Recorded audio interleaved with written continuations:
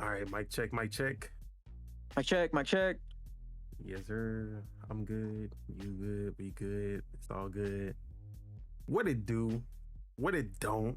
What it is and what it ain't? It's your boy Don Otaku, aka Don Solo, aka Solo the Don, aka Solo D Swaggy, aka gameplay over everything.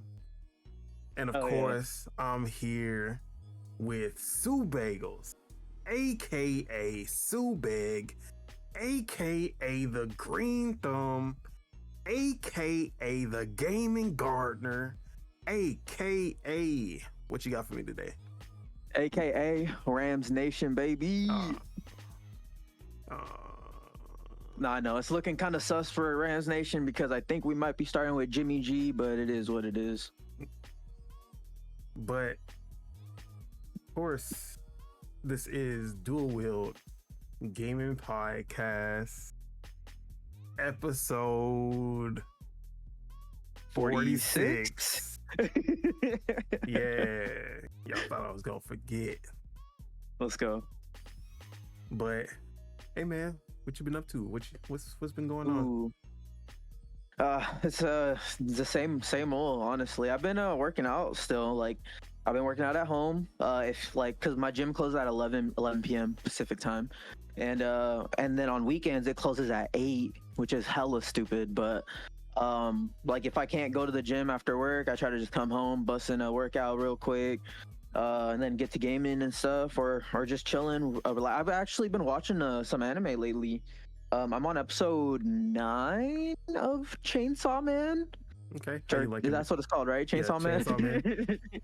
Yeah, it's amazing, bro. Like there's been times like at the end of episodes, like I'll literally be like, oh my god, Wait, like what episode the 9 fuck just happened?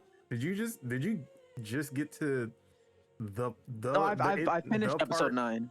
Okay, did you get to the part where I don't. It's so crazy? Like, all right, what's the craziest thing Does that it have happened? to do with Makima? The chick with the red hair? Yeah. Okay, then yes, I think I have passed that. Okay. She's crazy though. She's badass, low key. Yeah. But it's sick. It's sick. I'm probably gonna finish it either tonight or tomorrow soon. I gotta look up the episodes because I gotta make sure that, because I want to talk about, but I guess we'll talk about it next week when you finish, if you finish it by next week. Yeah. No worries. There's a part. I think I'm on episode 10. I'm pretty sure I'm on episode 10 or 11, one of those two. But I'm almost done with it. It's literally like only a couple episodes left. But yeah, man, it's insane. I'm enjoying that. I'm watching this other anime, but I forgot what it's called. I was watching that with my girl, but it has. Do you know who Vinny Hacker is? Vinny Hacker, no. I think that's his name, but he's like he's like a streamer or something, but like he stars in some anime, and like we're watching that guy's, and I forgot what it's, Sakamoto Days or something like that. Yeah, I know what you're talking about. Sakamoto Days. Yeah, I think that's what it's called. But I'm watching that one, which it's also good. It's interesting. I'm starting to enjoy anime again. But outside of that, I've been playing games. Just been chilling. Been arguing with people on Discords over the dumbest shit, but that's all good. I actually just picked up anime again after a hiatus because of a couple of shows that came back that I was interested in. I'm not at the level where I was before, where I would literally be watching like 20 different anime at the same time, but I am getting back into it. So been watching season 2 of Kaiju number 8. That's been good so far. And My Dress Up Darling came back for season 2. I love my slice of life, so that's a really good one also. Trying out some of the new ones from this season. I can't remember the names. Nothing really stand like no real big standouts right now. that I've watched, but I've watched a couple of like new ones from this season. But yeah, I've been getting back into anime now that I have a little bit more free time, I guess. Good, that's good. But other than that, been working on these reviews, previews, impressions, all types of stuff that's going on. Exactly. Which one of them I'll talk about in just a bit. But yeah, man, just been chilling for the most part. Nothing too crazy. So with that, let's get into what we've been playing. I'll let you start. Yeah, man. I played Mina the Hollower. I think we both were saying like we fucking forgot to talk about it last week. But yeah, I played that. Played the demo. It's about an hour long. There's like 2-ish bosses to face, so it's pretty substantial. I loved it. I played it on the Switch too. It has 2 modes: 120 FPS, 60 FPS. Both look good. Played on 120 though, if you could. It's I don't even know how to describe it. Like pixel art Zelda. Mixed with like some Dark Souls elements here and there, with some platforming. It has a mix of like Zelda with it made me feel like Zelda, but also Castlevania. If like you put Castlevania in the top-down Zelda view, that's how I felt about it. Yeah, it's. I'm excited for it. I think it comes out the end of October, right? October 31st. Yes, October 31st. Which weapon did you choose? I chose the hammer. I also chose the hammer. I feel like a lot of people are, because I was even looking up clips. So a lot of people are just choosing the hammer because it has like the 2 modes. Like you can just swing it, and then you could charge it, and then you could even like dodge roll while you're charging it. Yeah, I love heavy weapons like that. So it just spoke to me. I usually like the quick weapons, but I was testing them all out, and I was like, I like that this one has like the 2 modes, so I picked it, and it worked out because the charge up does a lot of damage. Like it does a ton of damage, especially to the bosses. But yeah, man, I'm super excited for it. Can't come soon enough. October's a busy month, but hopefully people come out and support it because Yacht Club's been making this game for like almost 10 years or like it's like almost like 7 or 8 or something like that. Can we talk about these indie developers who make a really big hit, and I mean like a substantially big hit, and then they just go MIA for 7 8 9 10 years? Like, bro, and then their game is usually on the same scale and scope as the last game that they made. But then you have like Motion Twin, who made Dead Cells, and then they go like it. Let me see. Dead Cells came out in 2018, so it was still a little like 7 years. That's still a long time, but I feel like the game is also on a higher, or the scope of the game is a little bit higher than Dead Cells as well. Talking about Windblown, right? Yep, Windblown. Oh yeah. Well, I mean, Dead Cells has a ton of content, so but it still gets updated. I should say that they literally had updates flowing for literally every year since the game came out. Substantial content, also, not just like little updates. So I'll give them, but like they've been active this whole time. We didn't get no extra content for Hollow Knight. Shovel Knight also had a lot of DLC, and then they kind of, after whichever one was the last villain that they added a story to, they kind of went off and focused solely on Mina the Hollower, which took some time. But like, look at Supergiant. I feel like every time they put out a new game, it's on a much bigger. Maybe not much bigger, but at least slightly. Like Transistor was bigger and better than Bastion, and then Pyre wasn't better, but I feel like the scope of it was higher than Transistor, and then Hades was. I feel like I'm missing a game from them. Maybe I can't. No, I think you're. Yeah, and then I think you're correct. Yeah, Hades obviously was the top of the tip of the iceberg for them, and then Hades 2, like they put out they were regularly putting out games. Yeah, after making Bastion. And their games you're right. I liked Pyre. It was fun. I kind of wish it had like multiplayer in it and stuff, but even like their games what's are good. their names? The Ori devs, they didn't take too long either to get out. Well, let's see, 2014 and then 2019 or 2020. So about 6 years between the two Ori games, and then No Rest for the Wicked came out like 4 years later. But still in early access though. Yeah. So technically still. But yeah. Nah, but I get what you're saying. Yeah, they've been taking forever. Yacht Club. Who else is one that's taking Obviously, forever? Team Like Cherry. the guy that made what's it called? The Witness. Oh, That guy takes forever. I haven't even thought about that game. Jonathan Blow, I in think his name forever. was. Who else? I'm trying to think. But yeah, there's so many. It's you could just tell it's because they they take it easy. It's kind of like the same thing with artists. Like once they make it big, you could tell like they're just kind of coasting, you know. But yeah, no, I'm so excited for Mina. But what else have I played? Dear Me, I Was. Where did that game get announced at? It was at the Arc System Works Direct. And is this the collaboration with Nintendo, or is it just like It is exclusive to Nintendo, but I don't know if it's a collaboration. okay, but yeah, it's like a short, like interactive, like anime movie type thing where it's like you play as this girl. Like the most game elements about it is you wake up and you like drag your little cursor and you eat like the little things for breakfast. So it's like you eat like the fruits and stuff. Sometimes you're like drawing on like a notebook, but it's still just with the cursor. Like you just move the cursor back and forth and it draws. But for the most part, you're just watching it. And I think there's like 10 chapters with an epilogue. An hour long. I'm not gonna spoil it, but it's the story's really good.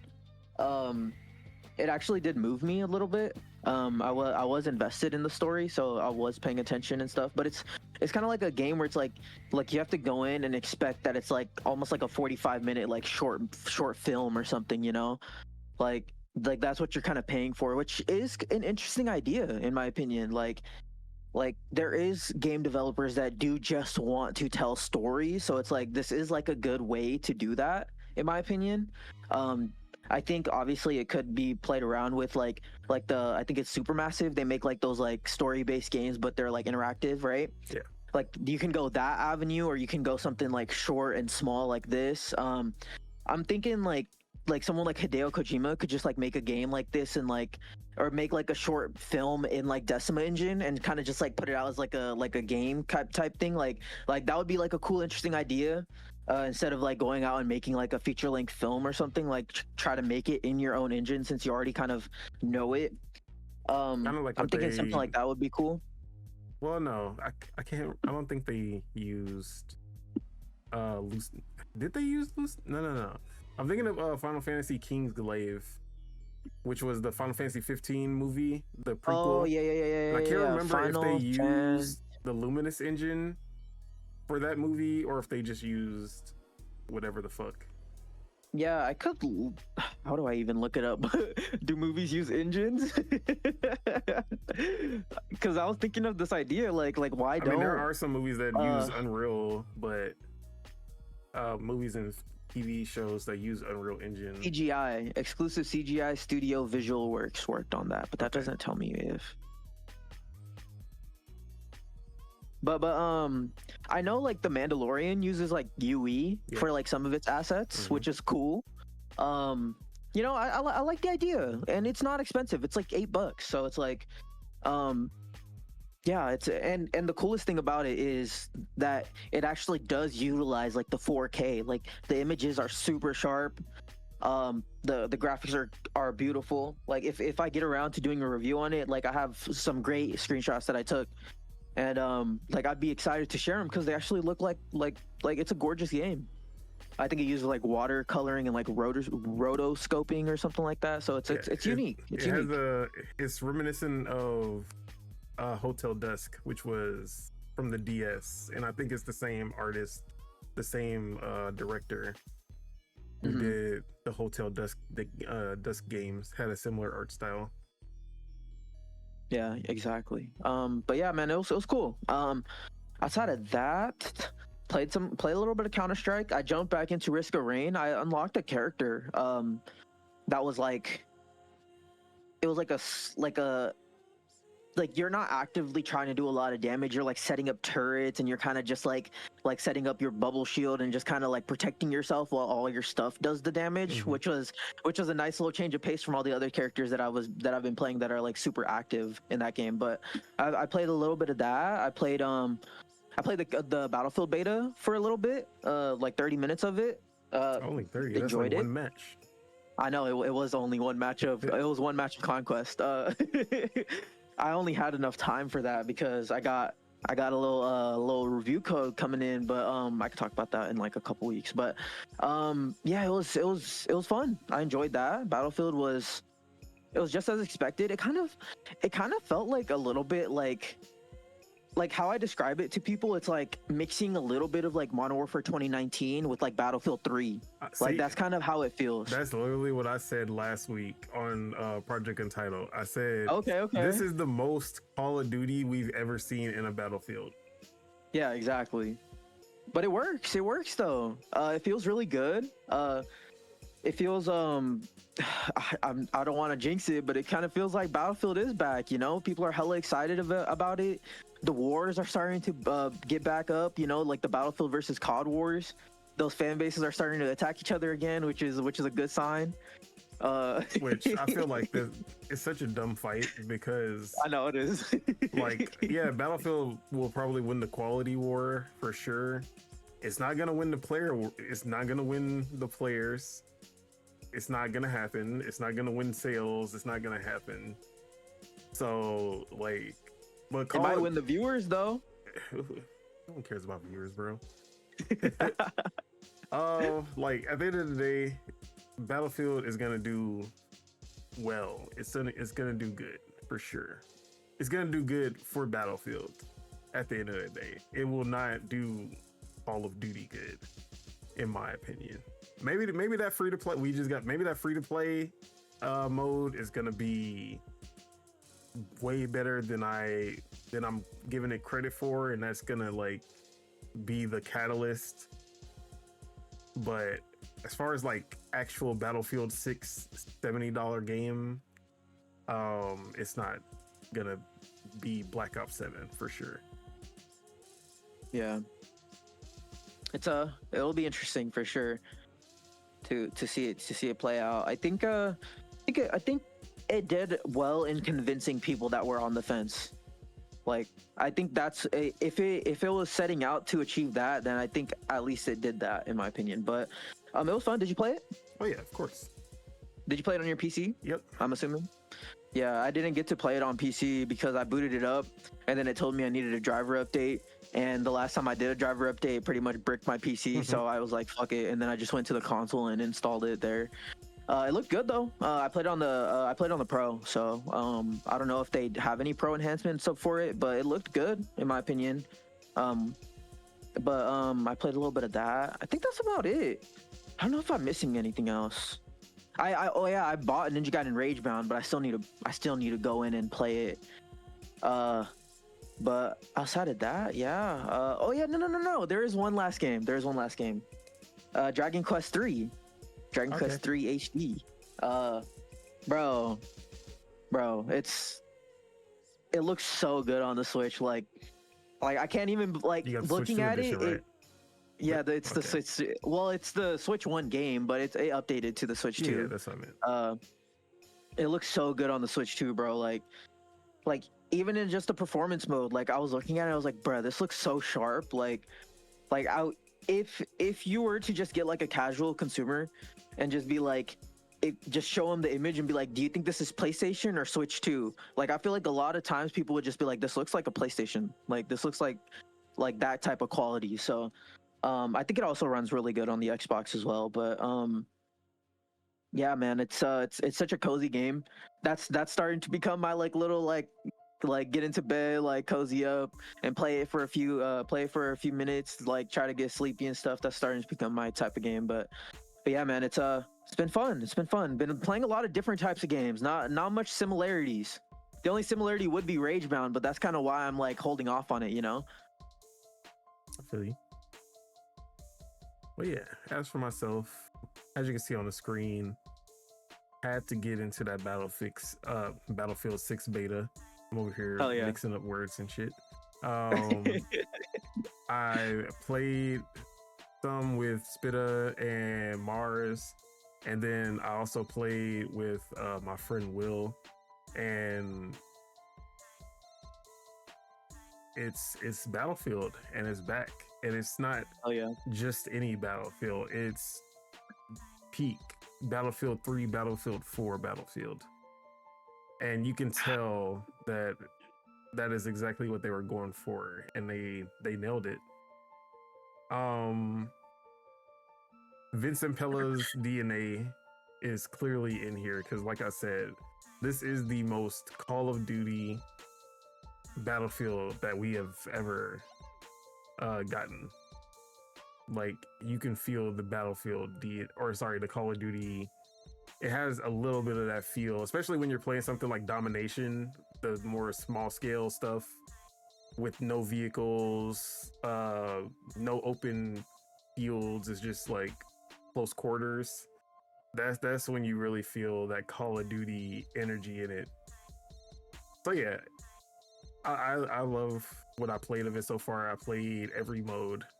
Honestly, Conquest and like the close quarters stuff is really all I care about. They didn't have Rush, but Rush is also one of my favorite modes, and they did confirm that Rush will be there at launch. It's just not in the beta. Nice. So yeah, Conquest and Rush and Domination, Rush, those are like my top 3 for Battlefield.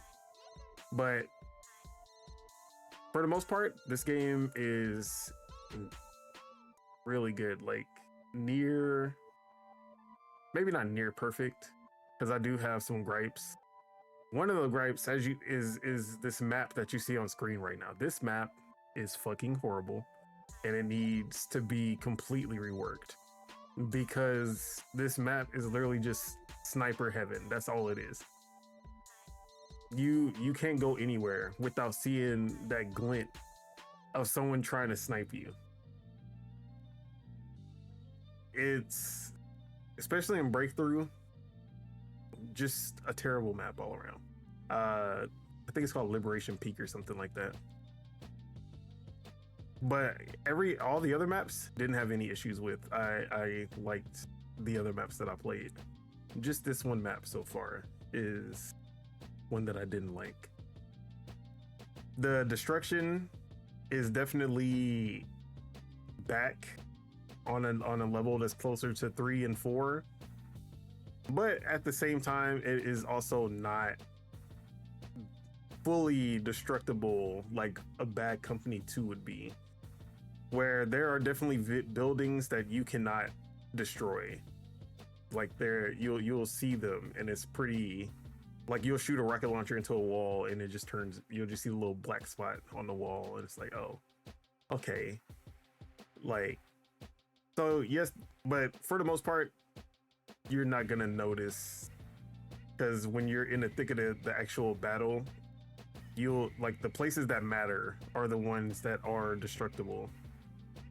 So I understand why they didn't just force everything to be completely destructible, but it would have been still cool to see, like, everything.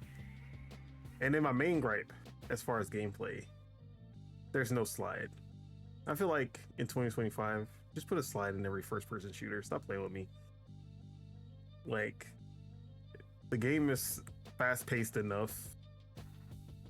There is a dive, but after Black Ops 6 and Omni Movement, that dive is pretty shit. Like, Omni Movement kind of changed the game, honestly, with that. Because diving in this does not feel good at all. I'm like, what is this? What is the purpose of this? The purpose. The purpose. Like, what is your purpose? Because it don't go anywhere. You can't. I can't dive, turn around, and shoot. I'll be looking stupid. I'll be like, bro. So I need them to. I mean, I don't think they're just gonna add mobility options by the time it comes out in October, but a slide would have been nice. I still feel like movement in general is still decent. Like the game, like you feel fast enough, because there are definitely some battlefields where you just feel slow, and I hate those ones for sure. But I do feel like I'm booking it when I'm sprinting. You can easily jump out of windows, which feels good. But yeah, for the most part, I'm really liking Battlefield 6. I think it's gonna do really good at launch. It's really just gonna come down to the sustainability of everything. Will the content be there? Will that free to play mode actually hit? Which, knowing Vince Zampella, I feel like we're kind of underestimating that that free to play mode. So I'm excited about this game. I'm most likely, I don't know if I'll get it at launch actually. I don't think in October I'll be invested enough to get this, you know, like pay $70 for a game I'm primarily gonna play multiplayer. You think you'll just jump in when it's the free to play? Yeah, I'll definitely jump into the free to play. But also, I'm not even gonna lie to you. The fact that Call of Duty is in Game Pass, that alone kind of deters me from getting Battlefield. Even though you're saving the money because it's in Game Pass? Yeah. I just feel like, I mean, I feel like I would probably enjoy Battlefield more at the end of the day. But I feel like Call of Duty would give me the fix that I would need anyway. And maybe I'm just being, maybe when it gets closer and then the hype is there, I'll probably just cave anyway, like I usually do. But right now, I feel, even though we haven't seen literally any lick of gameplay, which we will next week at Gamescom, I feel like I'll be okay with Call of Duty and Game Pass, honestly. I know, blasphemous. No, the funny thing is, there's some certain Xbox dudes who are really trying to downplay Battlefield 6 right now and talking about, this beta was shit. You know, Call of Duty coming through. I'm like, bro, y'all did not care about Call of Duty until Xbox bought them. Y'all need to calm the fuck down. You know who you are. I'm not gonna name no names, J-Rock. But yeah, I like the beta a lot. So other than that, we back. Fortnite, new season in full force. We got Power Rangers and UNSC Spartans in the battle pass, which is pretty sick if you're 40 years old like me. I do not like these Spartans that they added though. Like, why are they on Ozempic? Why are they so scrawny? I don't understand. I ain't never seen no Spartans this skinny in my life. Like, they have no bulk to them. And I was like, okay, they could be the female Spartans, but even the female Spartans ain't this scrawny, bro. I'm like, what happened to y'all? But Power Rangers is cool to see. The Battle Royale has these bug infestations that's very reminiscent of like Helldivers and Starship Troopers. And you have to go through the map. You have to take out their hives, their nests or whatever they are. And you get like rewards and stuff for destroying the nests. And then the queen usually pops out if you do enough damage. It's been pretty fun so far. Like, it has a lot of that superhero stuff that they added last season. They have like the grading system where if you survive and get enough kills and you do enough of the quests and stuff, you'll like rank up from C to B to A to S. And every time you rank up, you'll get like a drop with some items that are usually pretty helpful. So I'm liking the season so far. I like the battle pass a lot because obviously I like Halo, I like Power Rangers. Like what can I say? Both of those are great to me. They got the Megazord also as like the bonus one. Yeah, Fortnite been good to me. I got a few battle royale or battle, what do they call it? Victory royales in Blitz, and then I think we got one in the first day that I played in the regular battle royale. But we had a full squad playing Blitz Royale the other day, and we were going ham. Like we were back to back winning in Blitz Royale to the point that we got sick of winning, and then we went to Fortnite OG so we can get some losses. But yeah, Fortnite been also having a lot of fun with that. Obviously, still playing Rematch whenever I get the chance. But for the most part, I've been playing my review games, and over the weekend, I did get to play Drag Drive, whatever the fuck it's called. Drag Drive, wherever it is.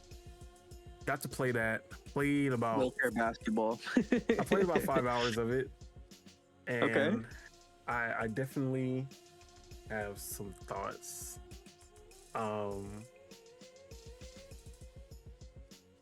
Let me see.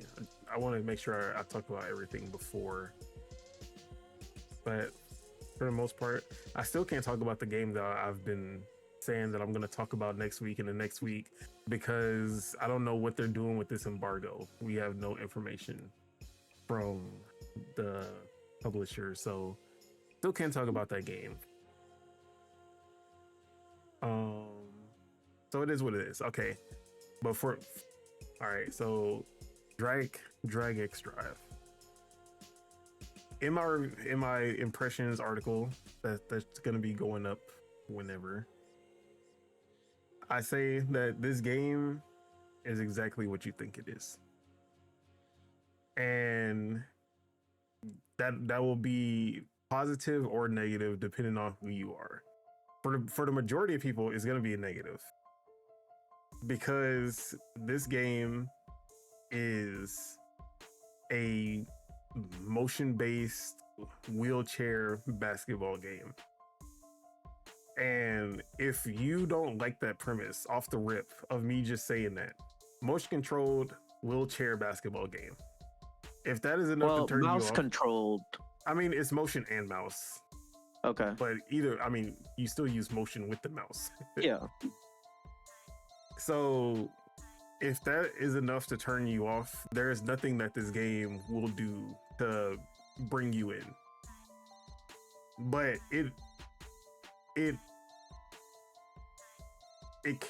what am I trying to say? It captures what it's trying to do perfectly. The controls are perfect. The presentation is still not the best. I've gotten used to it. I've gotten it's not as bad as when I originally saw it, especially with the customization options. And once you see it in when you see it in game and you see the texture quality and like the lighting quality is actually pretty good. But at the end of the day, I still do wish it just had a little bit more personality. I still think it's the worst like art style, art direction, presentation, whatever you want to call it, that Nintendo has done in decades. But outside of that, the gameplay, the controls are perfect for what the game is. And at the end of the day, it's gonna just come down to, do you want to play that type of game? Will you find that type of game fun? And I think for the majority of people, it's not going to be fun. But as someone who still like lives for that Wii era, like I do, this game lived up to my expectations, exceeded my expectations, really. So, especially for the price, for the $20 price, honestly, this game has more content than most of the Mario sports games that we got for $60. Honestly, this game has more content than something like Rematch or even Rocket League at launch, like when it first came out.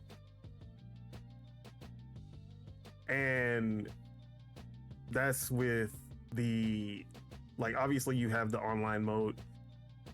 You have the park, which is not as big as like my park from 2K, but you have all of these mini games that you can do. You have obstacle courses, you have racing, sumo wrestling, jump rope. Like, they had all of this stuff going on. Even just like the pre-game stuff, when you're in the park, you can just roll around the park, and the park changes every time you start up a new session. So whenever you join a park or a lobby, whatever you want to call it, the map is going to be different. Like the course, or like obviously you have the 2 courts every time, but the surrounding area of the courts changes every time you join a new park. That's cool. Yeah, so you're not just like exploring the same stuff every single time. So gameplay. First off, like the wheelchair controls is intuitive. It's something that you'll pick up right away, but you won't master it right away. And I compared it to like Rocket League, where it's like, oh yeah, you understand how to drive. You understand how to drive and hit the ball in Rocket League.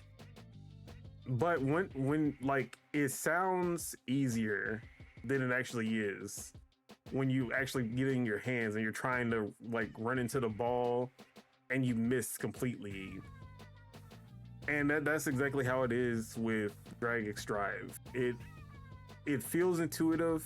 Like once you get a handle on it, it's like, okay, it feels natural. It feels good, but at the same time, there's gonna be a steep learning curve to really master it.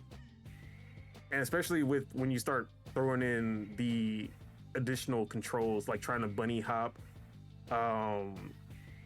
like trying to defend enemy or your opponents, trying to like get in front of them to take the ball, or trying to block their shots. Like all of that stuff with the wheelchair movement makes everything else like feel much more challenging.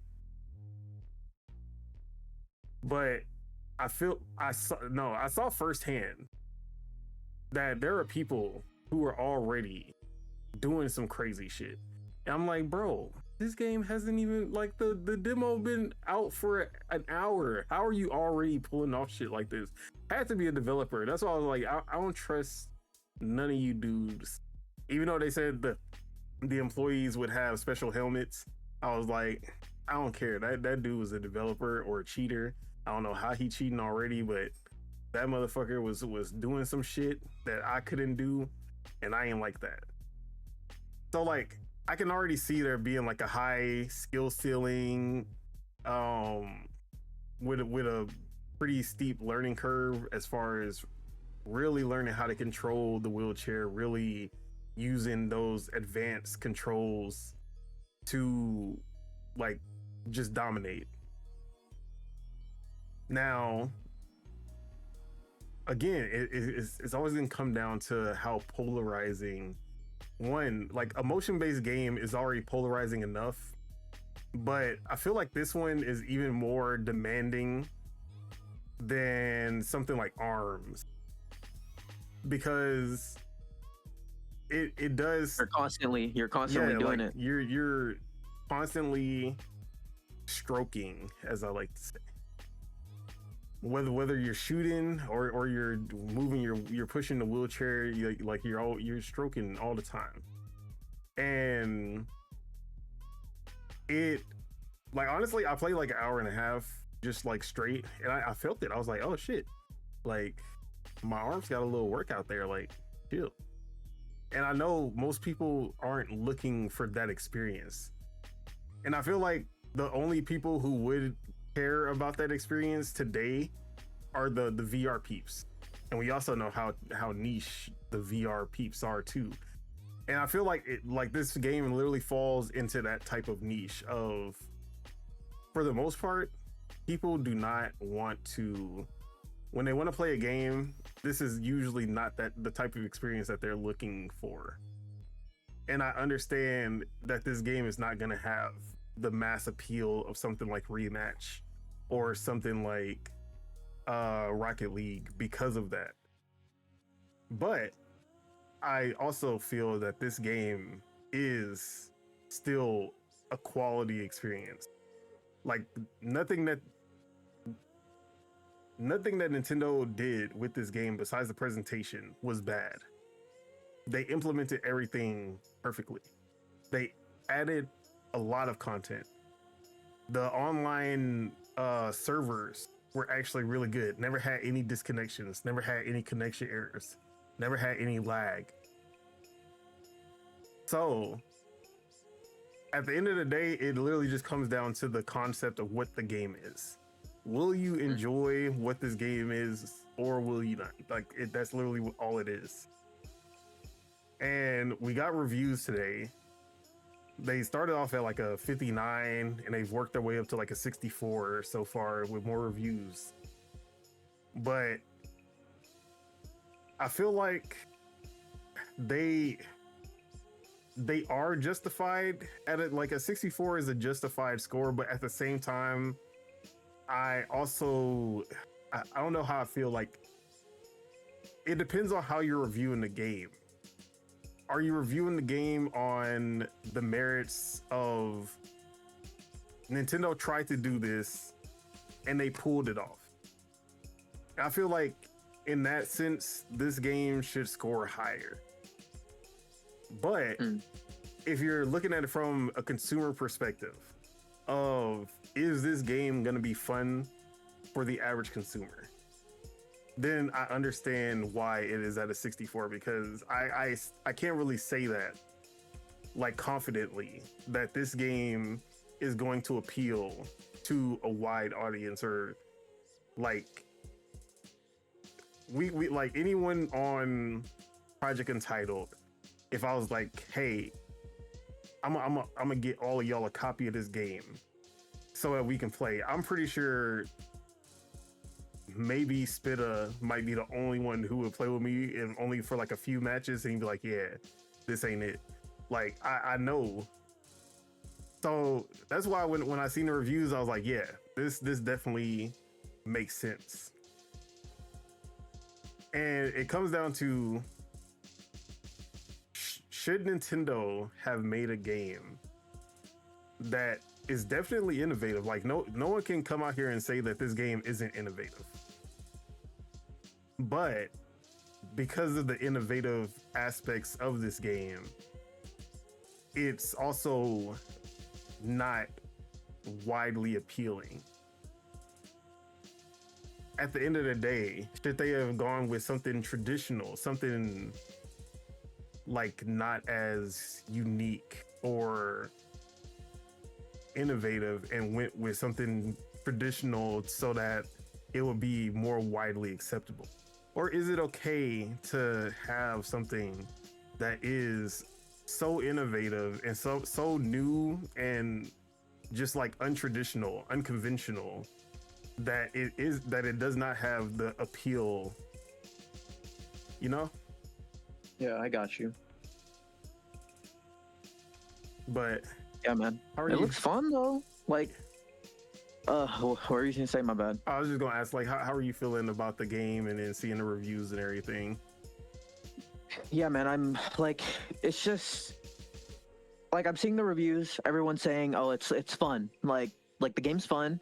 It might tire out your arm, but if you like kind of stick with it, you'll like understand it. You'll learn it. You'll start to enjoy it. You just gotta kind of like understand the game's mechanics, which is like literally every game. Like I wasn't good at rematch until like a few hours in, until I figured out the mechanics. So it's like I don't know. I feel like people gotta still give the games time to like breathe, and like you gotta learn and you gotta see what's in there, because it does seem like it's like a easy to pick up, kind of hard to master type game. So it's like let's see what the high competitive Drag X Drive games look like. I bet you they're gonna be crazy, but it's also a game that's to service their feature that they have, Nintendo's own features that they put in their consoles.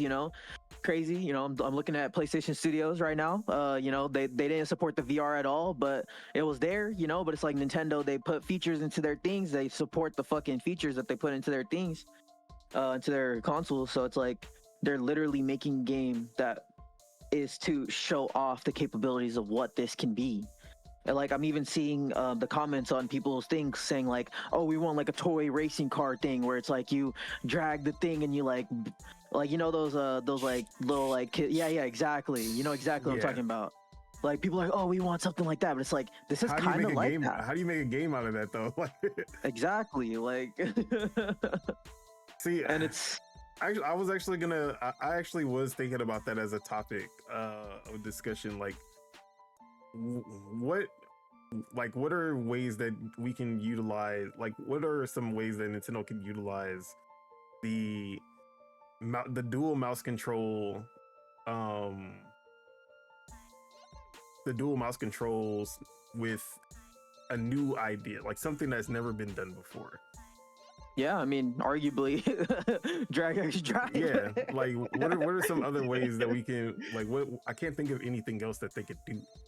No, me neither. Like, because I would have never thought of wheelchair in the first place. When I saw the dual motion, like the mouse controls, wheelchair never once came to my head as some like but that's the thing, like Nintendo, like exactly. I know they were just like, what is a mechanic that would make sense with these controls?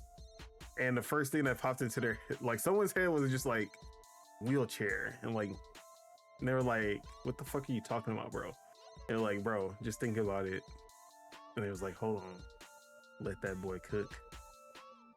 I got my highlights on the screen right now. I made a little 2-minute highlight reel and a low light, because at the end I literally had a chance to win the game winning shot, like literally tie up the game, and I missed wide open, like mid range wide open. Saddest thing you'll ever see in your life. I was so disappointed with myself. But yeah, I got my highlights up. I was going to add that to the impressions article, or it is in the impressions article whenever it goes up, which it should be up by the time this is showing to everyone. But let me see. What's another thing? Oh, okay. So one that I was thinking, tank. Using the mouse controls for a tank. Okay, hell yeah, that'd be cool. I'm thinking like maybe like a puzzler where you're like moving the mouses around and you're actually like shaping like the little puzzle pieces or something. See, another one that I really want to see. I know Ace Attorney isn't exclusive anymore, so I don't think this will happen.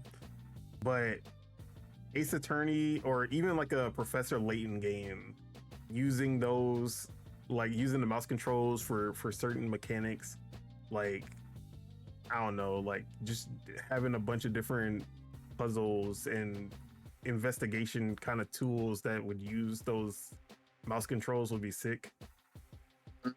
That'd be cool. Yeah, man, I just feel like Nintendo would be the best ones to come up with something cool. And obviously, And this is one of it. WarioWare, ooh, WarioWare is that'd be gonna cool. be pretty sick with the mouse controls. They even introduced it with the Mario Paint game. You Yep. know, man, Because they'll think of stuff. They'll the think thing of some is, cool like, stuff. people like to say, "Oh, you're it's just a mouse." Like, that's all it is. All they did was put a mouse in the box. But the two things that make it different than a mouse on a computer is, one, you can actually rotate them and it actually displays in game. Like, if I rotate my mouse on a PC, that shit is still the same. It's still like the shit.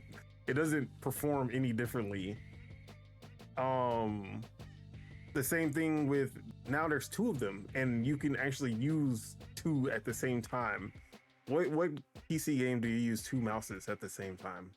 I actually don't know if that's, someone probably would come in and correct me, like, actually. PC gamers would complain, be like, "What do I need to plug into, mouse? What do I need two peripherals for this game?" So at the end of the day, I don't think Drag X Drive is going to be that mass appeal. I don't know if there actually will ever be a game with mass appeal that actually fully utilizes the two mouse controls that come with the Switch 2. But I'm here for them trying new things and just getting that experimental kind of gameplay elements. I love that. I love seeing that. I don't care if the game is good, bad. Like, even though Labo obviously was not for me, I still love that Labo existed. Like, people like to make fun of it. People say everything. It feels like when something is not for the person, like, I don't have that idea of, like, if the game isn't for me, I still, if they're trying to do something innovative and they're trying to do something new and cool, I'm still like, yo, that is cool to see. Even though this isn't something that's enjoyable for me, I love seeing developers trying new things. Exactly. At the end of the day, like, I love VR, even though most VR titles are not as good as a traditional game. I still love everything about VR.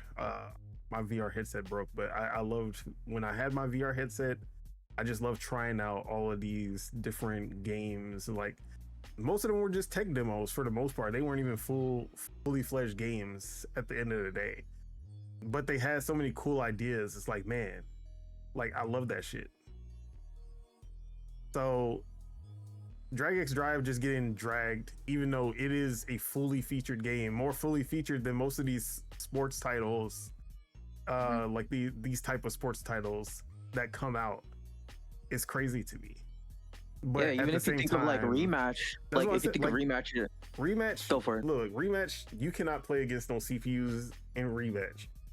There are no other game modes besides 3v3, 4v4, and 5v5 of the same exact game. Exactly. There's no other game modes. There's no other.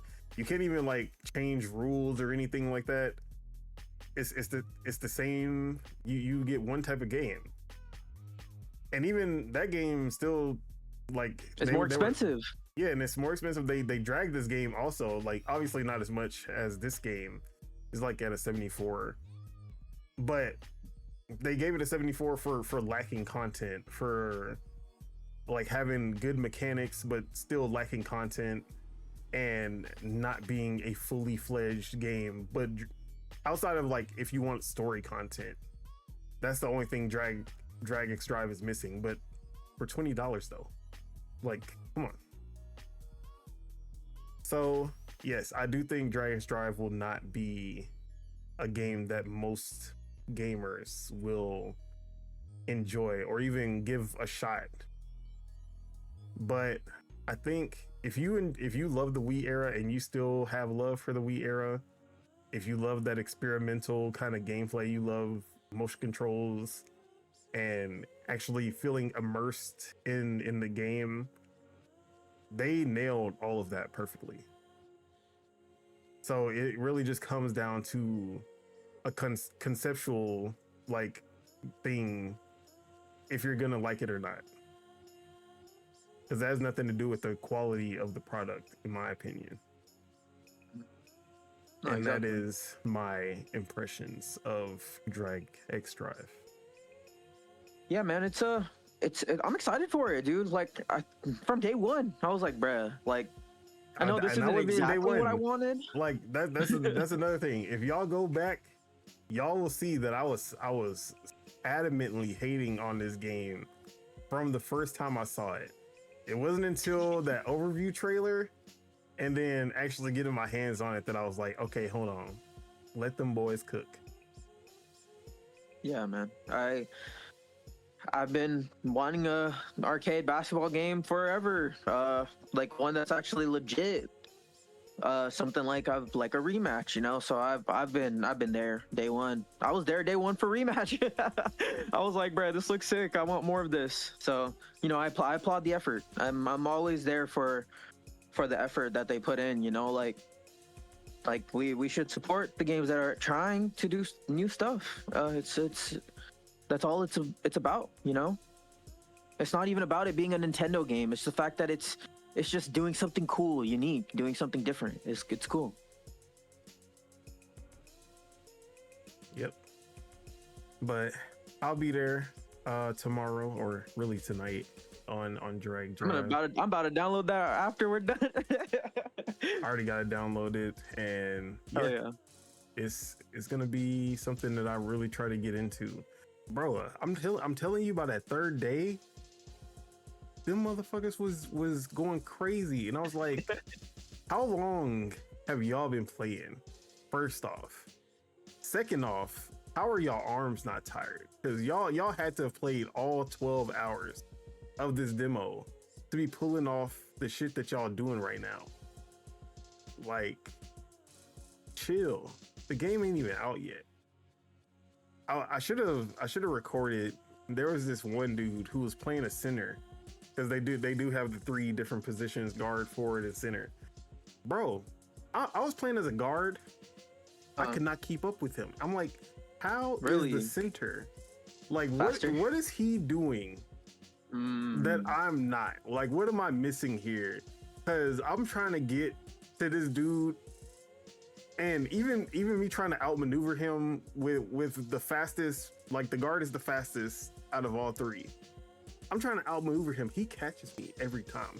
I'm like, bro, like, I'm telling you, when you start seeing some high level gameplay, I feel like that's something that Nintendo probably should have done early. Because I remember when ARMS came out, or before ARMS came out, I should say, they had a tournament for ARMS, and they had like a whole tournament. They had the FGC community playing ARMS and competing against each other.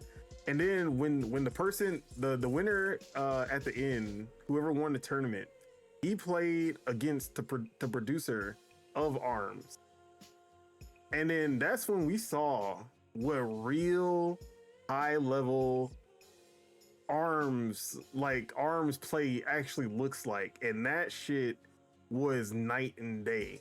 That man put the pause on him, and it was like, bro, everything that we saw up until this fight, we didn't know like how deep that shit got.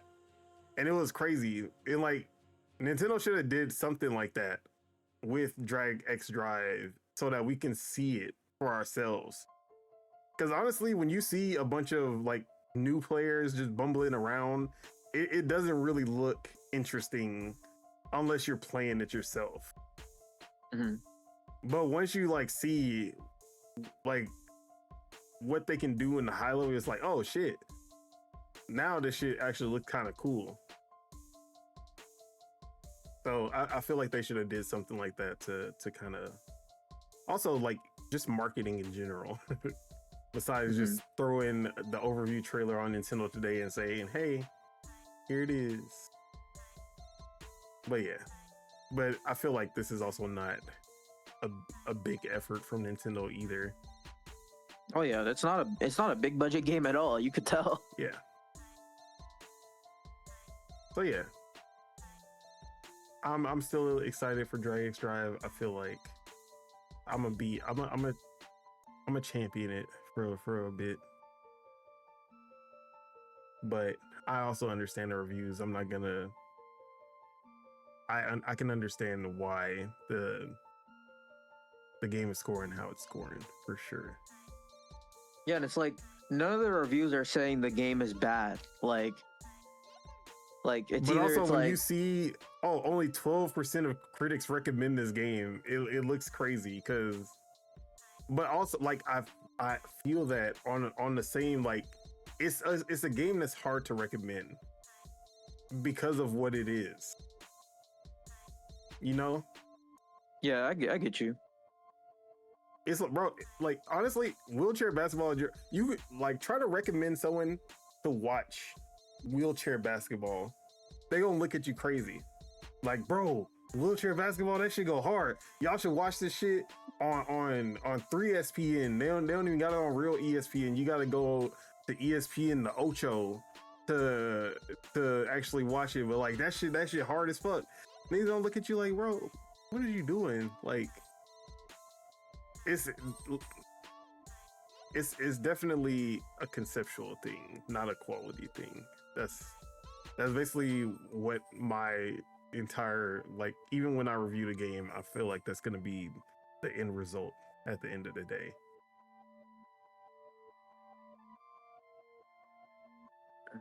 So yeah, that's everything I wanted to say for Drag X Drive. Okay. But with that, let's go ahead and get into a discussion because we just got a new Helldivers 2 trailer for the Xbox release coming up in a couple of weeks. And I feel like people expected this to happen, but I don't think anyone was expecting it as soon as we're actually getting this. And that is Helldivers 2 Halo ODST crossover being teased in the pre-order trailer for the Xbox version. And it sounds crazy. A PlayStation game. All right. Have we had an Xbox game throw in any PlayStation characters that when they went over to PS5 yet? Not one. The first real published of their own accord, of their own will, PlayStation game that comes to Xbox. They add Halo characters to the game. They get a full crossover with Xbox. That shit is crazy. Like, because people. Yeah, but to be fair though, Helldivers kind of is like very much like Halo. So of course, but like people have been saying, oh, ever since the game came out, bro, Halo like this with Halo ODST would go crazy, bro. If this come to Xbox at the ODST, it'll go crazy. But like you hear people say this all the time, and it always sounds good. You never think it's gonna happen, especially not at the launch. But here it is at the end of the teaser. You hear the ODST music. You see the drop, the pod drop down, and you're like, yo, they fucking did it. So this like then you see everyone saying, yeah, I think it's time, bro. I think this is the point where we gotta hang it up. Yo, Xbox and PlayStation bulletproof vests. The y'all elite controllers with the extended mag attachment. Like, it's time to hang up all of your weapons, because it seems that the console war might officially be over. And not only just this, obviously the whole multi-platform thing is a point of contention with both sides now. But also, it seems that Xbox and PlayStation are kind of benefiting even with the console releases now from each other, in a sense that maybe they're not working directly together, but they are kind of working towards making better consoles for both of them, which is kind of crazy to see. So is it time? Is it the end? Are the console wars officially over?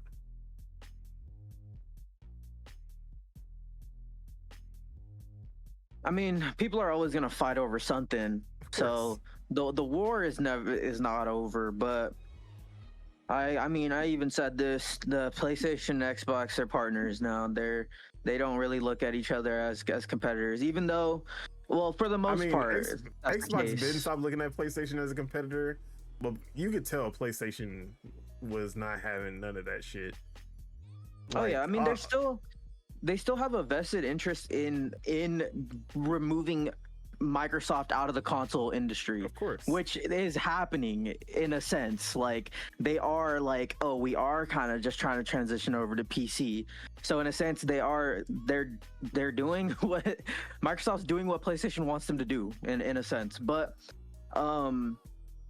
you could also look at it as them converging into a different lane. You know, you could also see it as like Xbox is choosing not to fight PlayStation at their own battle. They're choosing to fight a different battle or whatever, you know. But at the end of the day,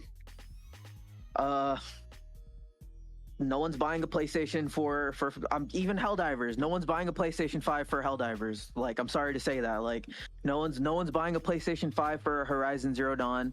No one's buying a PlayStation 5 for fucking Days Gone. No one's buying a PlayStation 5 for even a Ghost of Tsushima at this point. It's like you're buying people are buying PlayStation 5s for GTA 6, for College Football 26, for Madden 26, for fucking Fortnite, you know? Like so that's just kind of how I see it. These games, it doesn't really benefit these games to just be on the one platform unless it's a game that actively attracts people to the platform, you know? So in that sense, they are still doing some timed exclusive stuff, but for the most part, they just want money. So yes, in a sense, it is dead, but there are always going to be a platform wars. There's always going to be Steam versus PlayStation Store versus Xbox ecosystem versus Nintendo's closed garden, you know. So it's always going to be a battle. But see, that's exactly, like, the console wars may die eventually, obviously, but that'll just turn into the platform wars. Exactly. But I don't think PlayStation would win a platform war. I'm just saying that, if we being real. They're not winning the platform war, and they're definitely not winning the MAU war either, because Microsoft can literally be like, oh, all the people playing Minecraft on the Switch, yeah, they're fucking Xbox MAU as well, or they're Microsoft MAU as well. So it's like they're not gonna win that. So but they'll always have their hardcore that go out and want a dedicated system. They'll always have that Until there's no dedicated systems.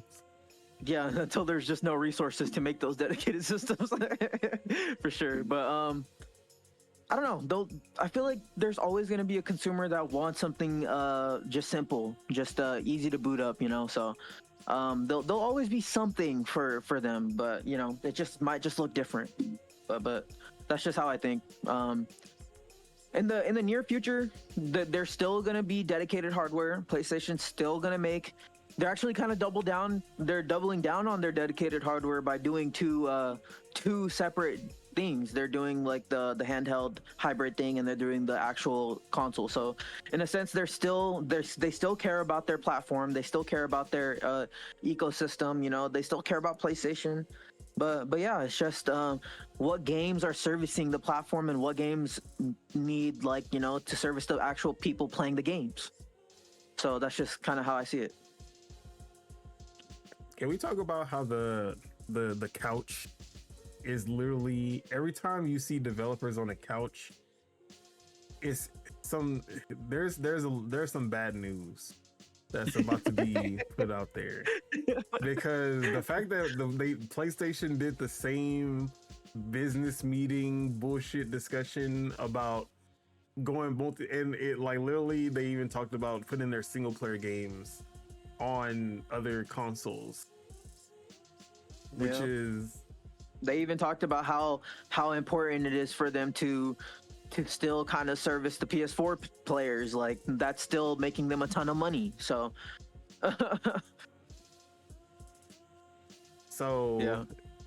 yeah, we need, if you see developers on the couch, you already know it's a wrap. Like something, or even execs. Even execs. But the execs are on the couches and the developers get the pizza parties. That's how you know it's over.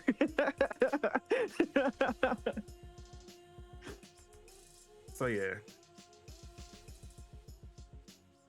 The funniest thing though is now that Xbox is officially multi-platform, PlayStation is quickly heading there. Both sides are just like, all right, Nintendo, you go next. And I like, bro, Nintendo, like, what the fuck is wrong with y'all? Why do we need to go? Like, they are so quick to just be like, yeah, Nintendo, your time. You know why, right? Bro. You know why, right? Because they want to know, they want to feel that they're right. They want to feel that their team is the winning team. That's why. See, when Xbox was first like, oh, we going to PC, and it was like, I've always been like, that's cool for me as a consumer. I love that, but there's a reason that you're doing it. It's not because it's the right thing to do, or like, I shouldn't say the right thing to do, but it's not because it's the way the industry, I hate that saying, oh, this is just the way the industry is going. Well, the reason that the industry is going that way is because y'all were failing to do it the way that things were going. Like, y'all were failing at the way that people were doing it before. That's why the industry, y'all moved the industry that way, because y'all failed to compete in the space that we were in before. And we always talk about the Nintendo Blue Ocean strategy, that they're not really like, obviously they are competing to some extent with Xbox and PlayStation, and even PC for that matter. But like, all the stuff that goes on with Xbox and PlayStation really doesn't affect Nintendo. So like, PlayStation succeeding does not keep Nintendo from succeeding. Whereas like, if PlayStation is succeeding, it's really hard for Xbox to succeed. And vice versa. If somehow Xbox starts succeeding, more than likely PlayStation is not having the same success, because the platforms are just gonna shift. Like, Xbox players are either going to PlayStation, or PlayStation players are going to Xbox. That's the only way that both of them are on the up and up. So, but with Nintendo, the greatest secondary platform out there, there are going to be people who only primarily play Nintendo games, and there are going to be people who play Nintendo games on the side of either their PC or their PlayStation or their Xbox. But you rarely see someone with a PlayStation and Xbox, a PC and PlayStation, a PC and Xbox. Like, it's either PC and Nintendo, Xbox and Nintendo, PlayStation and Nintendo, because Nintendo just has such a unique library compared to everyone else, a unique piece of hardware compared to everyone else, that like, the other ones are just so similar that there's really not too much reason to own all three, especially now more than ever with the whole multi-platform push. All PlayStation games, maybe not all, but most PlayStation games are going to PC. All Xbox games are going to PC. So Nintendo, they can keep doing what they're doing as long as they're putting out quality games.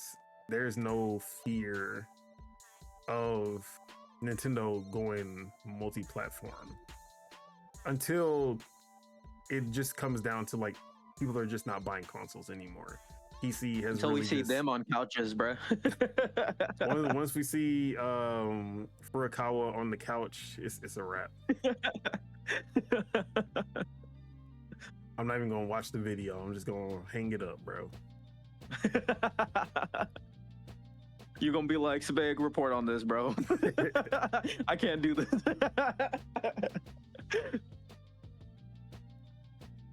But yeah, it's the console wars on Twitter and everything is definitely gonna still exist at the end of the day.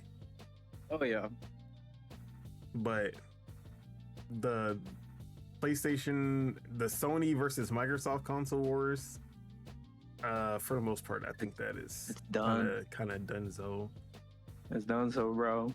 It's taken out like all yeller, bro. It's fucking the Viking funeral, bro. It's Godspeed. It's But let it be known that Nintendo was the one who came out on top at the end of all of it. That's Nintendo held the line, bro. That's what we're gonna put it in the books, in the history books. When it comes down to it, the Great Console War from 1999 to it's 1996 when the first PlayStation came out. Was it 1996? I might be making that up. I don't even know, dog. PS1 launch date. I came out in 1999, so that sounds like a good number to me. 1994, it was released in Japan. 1994, and I think it came to America a year or two after. Yeah, launched September 1995 in America. Okay. 1994 to 2025. That was the end of the console war.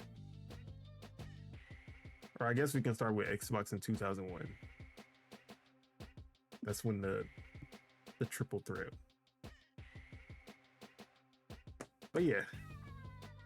But going back to the actual, like the Helldivers thing, that shit kind of made me want to. I don't. Reinstall it. No. You know I'm getting it on Xbox, so you know how crazy I'll be it'd able be to. if the ODST stuff was only exclusive to Xbox, bro. That'd be such a slap in the face to fucking PlayStation fans. Hey, I would laugh my ass off if that was the case. But I doubt. First off, I doubt Xbox would even want, like, they would ever like put that into. They'd be like, yeah, if it's coming to Xbox, the Halo stuff got to be exclusive. Like, I only Nintendo would pull that move. Yeah. So What if when that Halo stuff comes to Helldivers, that's when like Microsoft announced like the Halo remake to like all the platforms or some shit? I think it's still too early for that. What's it Nah, supposed to because be didn't they say they're gonna announce it in October or something? in the But soon? World Championship? That's soon. That's soon. But what was I about to say? Now, what I could see is the Halo stuff is gonna come to all platforms, but Game Pass perk, you get the Halo stuff on Xbox for free. Oh, of course. That'd be cool. All right, but anything else you wanted to add on to this before we move on to the news? Other than I'm actually kind of excited to have Helldivers on console because, you know, I love playing on PC and I love my PC, but it's just something about just chilling on the couch and playing, man. Like, and that's such a just chill on the couch and play type of game too. Cause like I hate being hunched over on my desk and playing. Like, it's just like I've been feeling that a lot lately, especially because I've been playing Counter-Strike. Like. That's been making me be like, like I don't want to play like single player shit on here, but I digress. I'm excited for it. Hopefully it sells more than like 200K. Oh no, I feel like it's definitely gonna do more than a Final Fantasy, that's for sure. Because if it sells 1 million, you know, that's gonna tell Sony like chop, bring more over. Come on, they don't get have it going. any more. What else they gonna? Okay, like in the sense of like a game Xbox players want. Spider-Man, sure. But what other games are gonna do like Helldivers numbers on Xbox? I think Helldivers is like the best that they can put on there. No, I do think that as well. But I think so. Like, let's just say if like Helldivers tops out, like I would say like a range should be like max like 2 mil, maybe 3. I think they could. I think plenty of their other games could at least hit 1. If Helldivers could at least get like 2 or 3, 4 or 5, something like that. If I feel like Helldivers is probably gonna hit like a 2 million on Xbox. Okay. I think Spider-Man could hit maybe like a 1 to 1.5.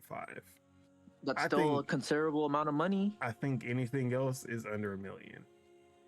Okay, wait. God of War. I think like a Horizon can do good. God of War will probably hit a 1.5 also. But anything else, I just feel like is like 800,000, 700, 600,000 type. Do we know how much Death Stranding did on Xbox or no?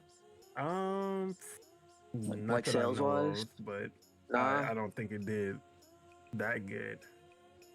It did hit the top ratings or whatever the top block. What is it? Top 10? I actually don't know. But it was up there in the top purchased games on Xbox for a little bit. Oh, that's good. That's good. I think that it's good that they're launching on the same day as the Gears stuff, because it's kind of like the PlayStation players can go play Gears, the Xbox players can go play Helldivers. I think it might have that like Astrobot, Space Marine kind of effect, or like what's the other game that came out recently? The Clair Obscur and Oblivion type of effect. I think it could have that. I think they could probably if both marketing teams like really, if like the PlayStation marketing team is like posting Gears of War stuff and then the Xbox marketing team is posting Helldivers, that'd be pretty cool to see. Exactly. Yeah. At the end of the day, it's easy money for PlayStation to do. They already invested all the money in the game. They put the time, resources, all that in it. And now they're just, whatever they get from Xbox is just a little cherry on top for them. And the same thing for Xbox, honestly, with a lot of their stuff. They already invested the money and resources and all that into their games. So all the sales that they get from PlayStation is cherry on top. And both of them make rips off of each other too. Honestly, PlayStation makes more of a rip if they do Play Anywhere, because if they do Play Anywhere, then they get, I think, 88% of the thing instead of just getting 70. Because if you're just on the Xbox store, I think Microsoft takes 30% rip. But if you do the Play Anywhere thing and also port it to the Microsoft store, then you get 88% of the rip. So there's even that. All right. The real question: do more players buy Gears of War on PlayStation, or do more players buy Helldivers on Xbox? Oh, more players are gonna buy Gears on PlayStation. Man, that's without a doubt, honestly. I don't think so, bro. I think so, bro. Look, here's my reasoning. One, it's a remake. Barely. Not even like a super like really high quality remake too. It's just like a really good remaster of the first game. It's the remaster of the first game. Exactly. Two, I feel like, but it's the first Gears game that's coming to PlayStation though. Yeah, but it's also not the one that everyone like. If you're a real Gears fan, you want it 2 or even 3. But 1 is like, if you have a trilogy, it's like the consolation prize. Like, okay, it came with a trilogy, I'm okay with that.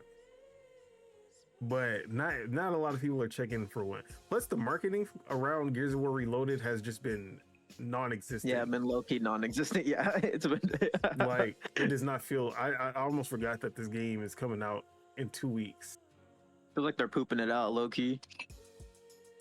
It was the game to show off the Xbox Ally X, that one at that one place. Yeah, so I feel like the excitement about Helldivers on Xbox is way higher than the excitement for Gears on PlayStation. That's fair. That's fair. I don't see it doing Forza Horizon numbers like Gears Reloaded. Okay. I think it's gonna hit like a Sea of Thieves, which is still good, but not anywhere close to like what Forza was doing. That's my reasoning. Helldivers 2 being a still relatively new game, it's still being popular today, and like the whole bringing the community together, because like the Helldivers community, they don't care what platform you're on. They just want more people to play.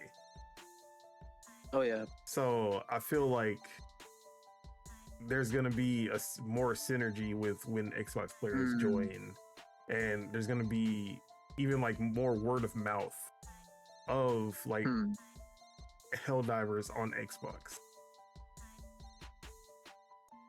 Man, I think what will happen though is for sure the Helldivers community is probably a lot less toxic than the Gears community, because the Gears community is hella toxic and they don't give a shit about just beating up newbies and fucking getting them to want to uninstall the game.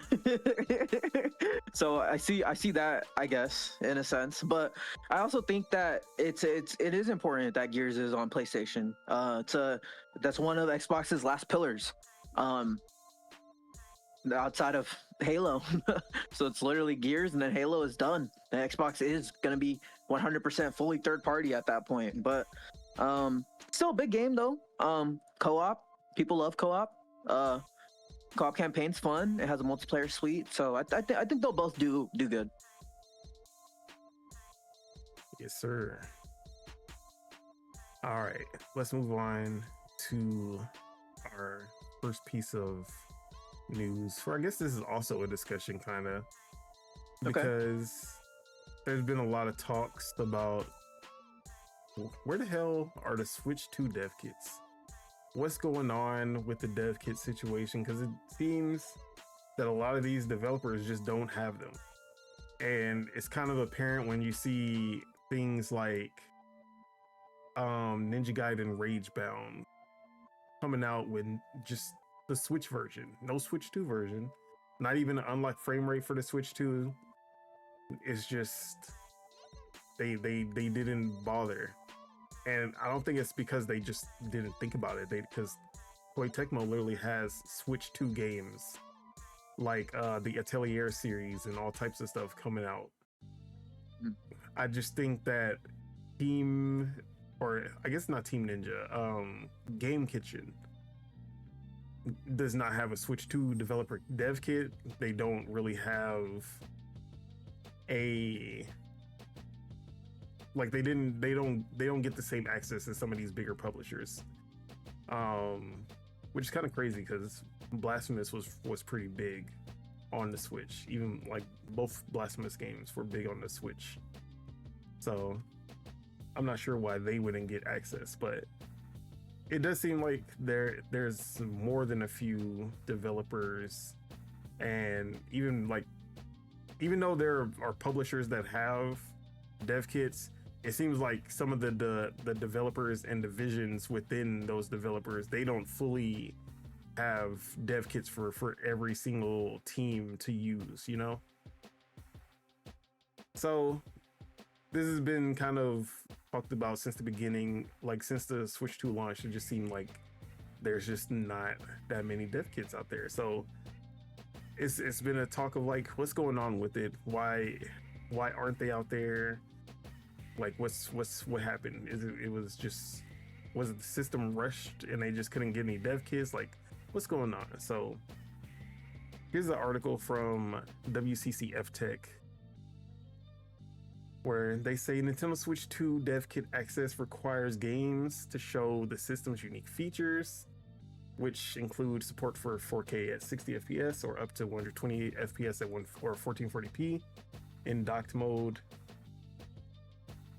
And they also say that DLSS version is seemingly confirmed, but it doesn't seem at this time that it is out. So getting access to a Nintendo Switch 2 dev kit requires following some rather strict guidelines aimed at ensuring that a game brings clear value to the platform.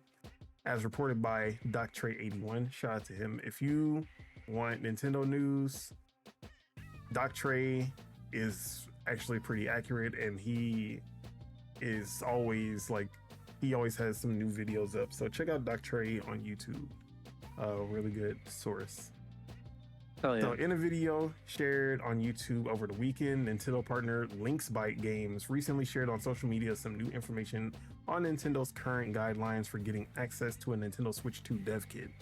Simply porting a game over from the original system or any format does not automatically grant publishing rights on the new system, as every game, even from existing partners, must be individually approved, with approval only being given to games that showcase the capabilities of the system by taking advantage of its features, including 4K support at 60 FPS or up to 120 frames per second at 1440p resolution in docked mode, implementing game chat and mouse controls, supporting HD Rumble 2 and game share, and more. So this actually kind of reminds me of the Series XS tags that they used to do. Like you can do like the backwards compatibility thing, but they would have like the XS tag for the games that like fully utilize the Series X and S capabilities. Mm-hmm. So and also, like, at least if you're looking for only Switch 2 games, this is the first time we actually have a curated storefront for the eShop. You don't gotta see a bunch of fucking hentai games and all kinds of shit being shovelware being thrown into the Switch 2 section, at least. Yeah. Even though those Switch 1 games are still on the eShop, but at least if you're just looking for Switch 2, it'll actually be curated. So I feel like that's a pretty good thing to come out of this. Mm-hmm. So besides being a showcase of the system's capabilities, any developer pitching a game must clearly outline how their title brings value to the platform by leveraging some of these features alongside a detailed release plan.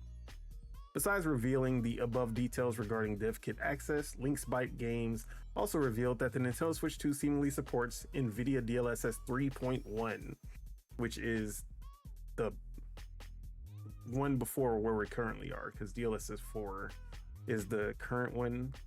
DLSS 3.1 was the first one to introduce frame generation, but as far as I know, there's no frame generation with the Switch 2 because it does not have what's the one after Ampere? The architecture, I can't remember. Lovelace? Might be.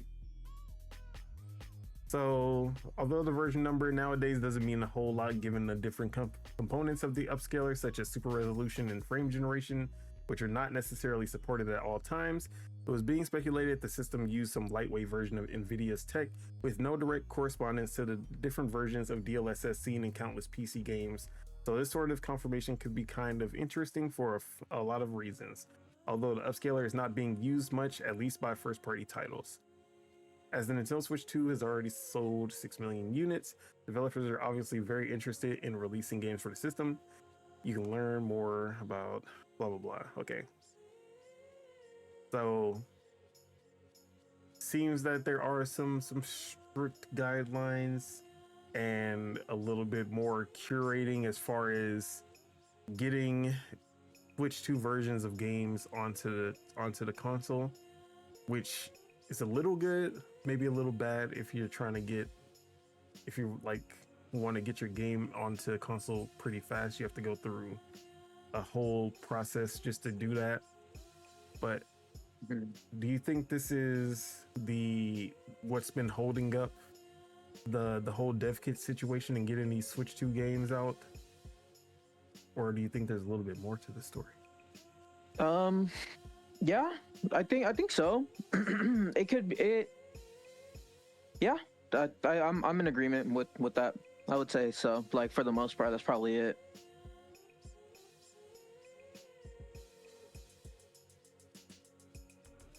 All right. But I thought you had a little bit of your own kind of insider information. Yeah. So I it's complicated because it's kind of like what all the companies have done with their dev kit situation, where it's kind of like they give the developers like, oh, this is the target for blah blah blah, like just try to kind of just work within it. And it's not uncommon. Like PlayStation did it with PlayStation, all the PlayStations. Xbox has done it with the Xboxes as well. Like at least this is what I get from this information. It's like they give you kind of like a target spec, like you can try to either hit that or you can just kind of use the older dev kit and just try to like hope for the best, like even for some PS4 games, like it's like they run at better frame rates on the PS5, like just because the PS5 is just more strong than the PS4, and it just kind of brute forces it. So it's kind of like, in a sense, it's always kind of been this way. But Nintendo is being a little bit more gun shy with their units this time around, at least from what I can tell, based off of what even you said. They're trying to at least make sure that these games that are being put on the system are like of a certain quality, which should be something that we want. That's a big problem for the PlayStation Store and the Xbox Store. I think Xbox actually has done something about that recently. At least I was reading something about that. But by and large, it's like you go into the Xbox Store and it's like there's just a bunch of just nonsense garbage, and it's hard to filter through that nonsense garbage and get the good stuff out of it. So we should want the companies to filter through it, instead of making us like have to go to like YouTube or something and like search up like what we should get. Like we should just be able to find it on their stores. Yeah. I feel you. But honestly, I feel like we're not, I don't know. I feel like at the same time, it's kind of good that they are doing it this way, because a rush of content at the launch of the console isn't going to be helpful for either Nintendo or developers at the end of the day.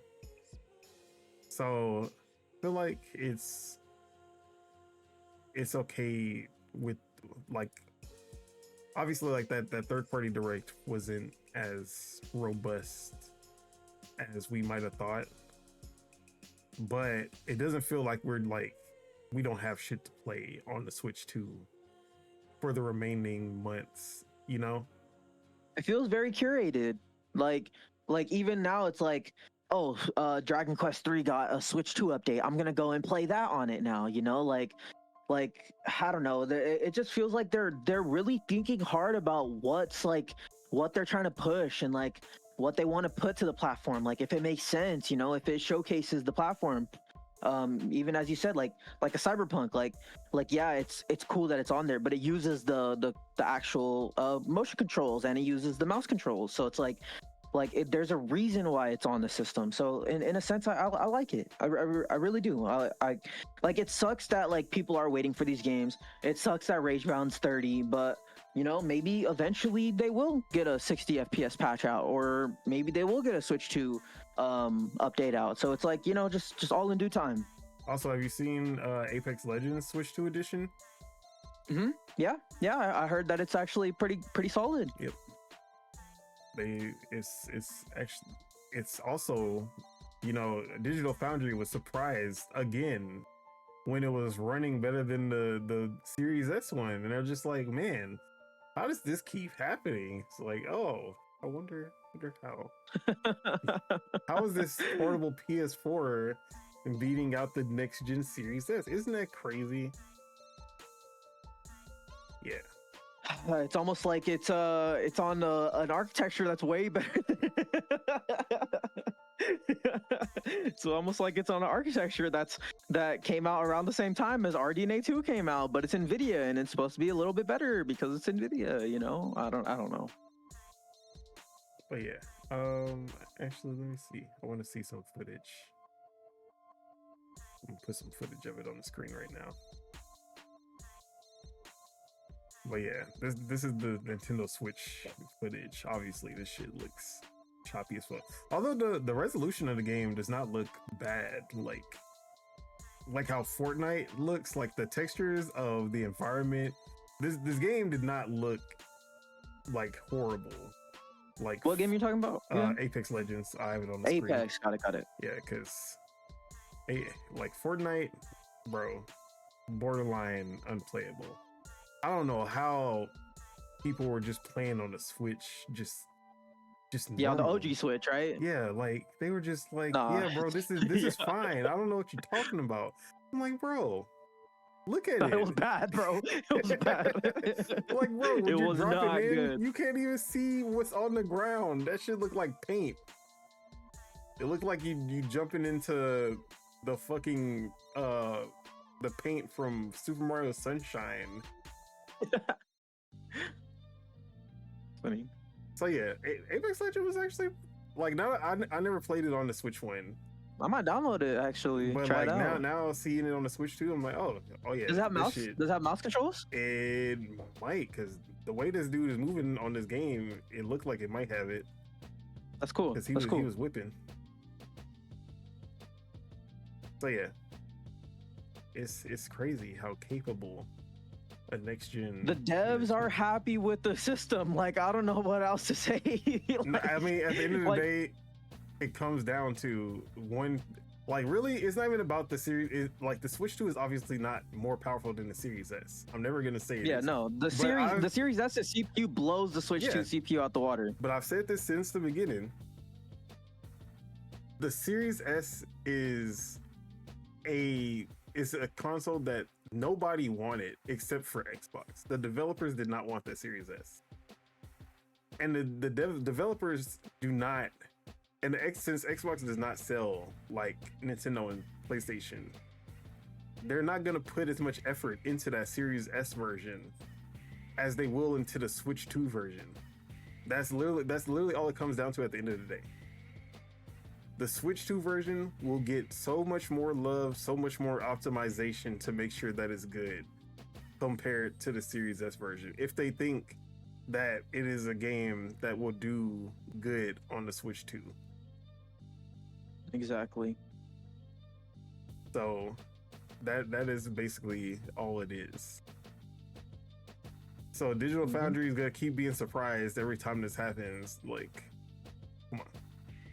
Yeah, they're even saying, like, I watched like one of their clips about Star Wars Outlaws, and like the guy was like, "Oh, this looks like such a gimped version of the game, blah blah blah blah blah blah blah blah blah blah blah." And it's like, I looked up because there's comparison videos already, people comparing like the PS5 version to the Switch 2, and it's like there's like minor like lighting differences. Some of the textures look a little bit worse. Frame rate was looking kind of janky at some parts, but the frame rate was only what I learned was that the frame rate was only bad in the cutscenes. Like in the short, brief gameplay snippets, the gameplay was actually like a locked 30. So it seems like maybe the cutscenes they're drawing out more of like the effects and stuff. So it's making the frames tank a little bit, but. For the most part, they looked pretty, like, I wouldn't say like 1-to-1, but it's like, you know, like 60-70% of that, you know, like it's like looking like they didn't need to make too many compromises to get it running on there, you know? Yeah. And it's crazy because Digital Foundry literally called it an impossible port when it first got announced. Like, so obviously if they call it an impossible port and then they're like, oh, this is the GIMP version, like, bitch, you literally just said that this shouldn't even be running at all on the console. Like, exactly. Come on. And then once they announce Assassin's Creed and stuff like that, it's just gonna keep on going, man. It's like, bro, those games like Assassin's Creed, like Mirage and shit, is on like iOS. So it's like, why not like put it on the Switch 2 or something, you know? Like, I just realized I almost forgot to add a story, and this topic just made me remember. So I'm literally going to that story now. Like that's gonna Go be for our it. next one. Sure. Let me find it because I think I forgot to bookmark it. That's why I forgot to add it. But it was something that came up today, Okay.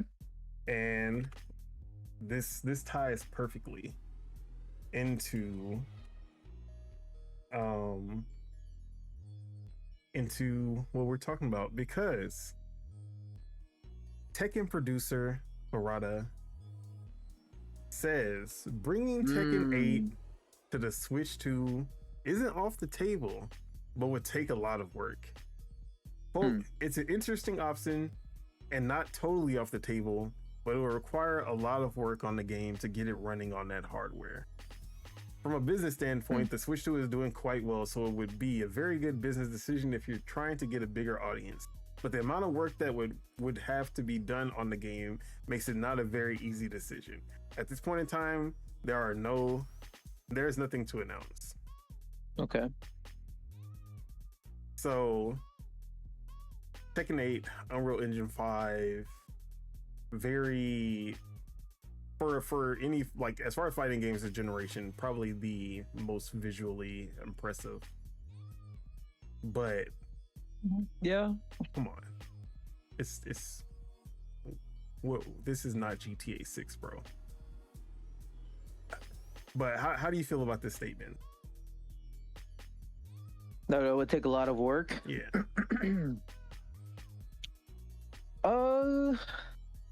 Tekken's Bandai, right? Yep. Bandai Namco. And have they put out any Switch 2 games yet? They have Sparking Zero coming. Dragon Coming, Ball Z. right? Yeah. But okay, so as far as I know, they don't. I would say anything if Sparking Zero can run on the Switch, then Tekken 8 can run on the Switch. Because Sparking Zero barely runs on the Steam Deck. It is true. All right. So I read this and I was like, the first thing that I said was, bro, Cap. This dude, this man Harada is capping to the maximum degree. And you know why he's capping? Because this is all performative. And if I didn't know what I know, I would have been like, oh yeah, that makes sense, I guess. Like, yeah, it's gonna take some work, but obviously for this, like, if the Switch 2 is successful, you're gonna put in that work to do it. This is the most performative shit I've seen in my life because Tekken 8 has already leaked for the Switch 2. Tekken 8 leaked like 2 months ago on the Switch 2, or actually not even 2 months. It leaked in like January. And you know what else was on the same leak? Hold on, let me find that. So here's what was on the leaks. It was, and this is it was the EAN link, which is like I guess like the product code, or I forgot what it is. But you can't really fake an EAN. Like, if there's an EAN for the game, that means that the game is like in production, like close to release type shit. So that means he has already done, maybe not him, but at least a porting studio of some kind, like whoever's doing it. This has already been in the works. So it was Tekken 8, FIFA, and Red Dead Redemption 2. We know FIFA's already coming. That's already confirmed. Red Dead Redemption 2 has been like leaked in multiple ways already, and it seems like the announcement is imminent. So Tekken 8 also being a part of this leak from, was this January? I can't remember because it's a screenshot, it doesn't have it, but let me see if I can find the original.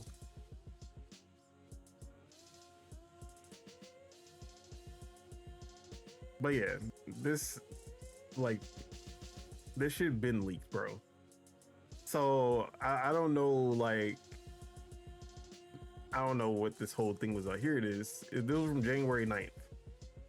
So I don't know what he's on about. Like, bro is just talking. Capping, bro. Unless like Bandai Namco just was poured in the game with another team. Watch. I'm gonna say this. He's not even a part of it. Like, he's not a part of the development. I don't know what else. But what you about to say? I'm gonna say this. Just like how Street Fighter 6 looks better on the Switch 2 than the Series S, Tekken 8 will probably look better on the Switch 2 than the Series S. We'll see. Tekken 8 looks pretty good on both consoles, but I can see it. Now you could say that there might be more CPU intensive because of all the particle effects that's going on in Tekken 8, but honestly, I don't think it's that, like, it's not that CPU intensive either.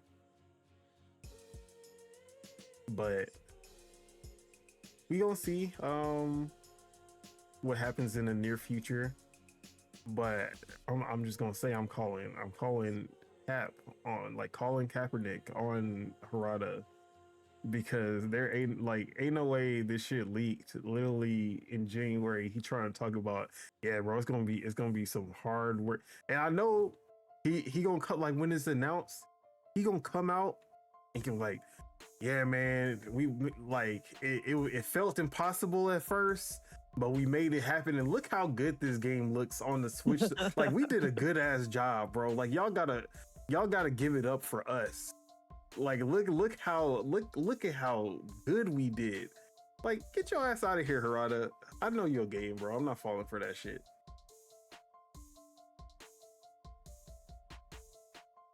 That's funny. But we'll see. You know, there's always a chance because it isn't confirmed.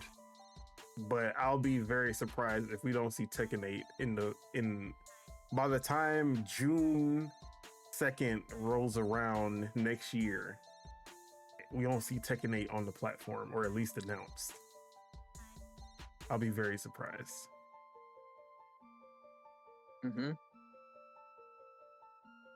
All right, let's go ahead and move on to our next news topic.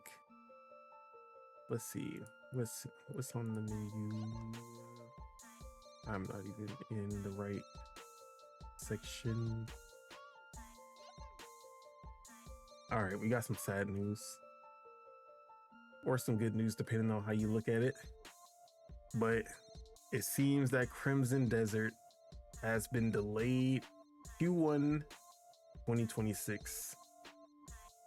And this is from Pearl Abyss, where they say this is due to longer than expected timelines arising from schedule coordination and collaborations with multiple partners for offline distribution, voiceovers, console certification, and other launch preparations. So yeah, this is definitely one of the games that I was most anticipating. Like, Expedition 33, Donkey Kong Bonanza, and Crimson Desert. Those are like my top 3 of the year. Obviously GTA 6, but that got pushed back as well. Obviously Fable, but that got pushed back as well. So, but sad to see. But if the game is better because of it, not gonna complain either. Also, we have a fuck ton of games this year to play that I still haven't even got to. Like, there are games that have already come out that I still need to play. So yeah. I'm not really tripping, honestly. But also, I'm glad that I did not have this on my draft. So good for me. Thank you, Ace, for picking this up. You I dodged a bullet, so it's all good. But how you feeling about the delay? Yeah, man. I'm I was kind of disappointed too, because this game looks really cool. I was reading some previews the other day, seeing just how, like, people felt about it coming out of Summer Games Fest, and seemed like people played it on PCs, I was actually told that the person that played it on the PC was playing on a 4080, so we know the kind of the specs that the game was running on. But they said that the game was fine. It seems like it's a gorgeous game. At least it seems like it's a fun game. A lot of people are saying like mature Breath of the Wild, you know. So that's sounds like a very fair comparison for like what that game's trying to achieve.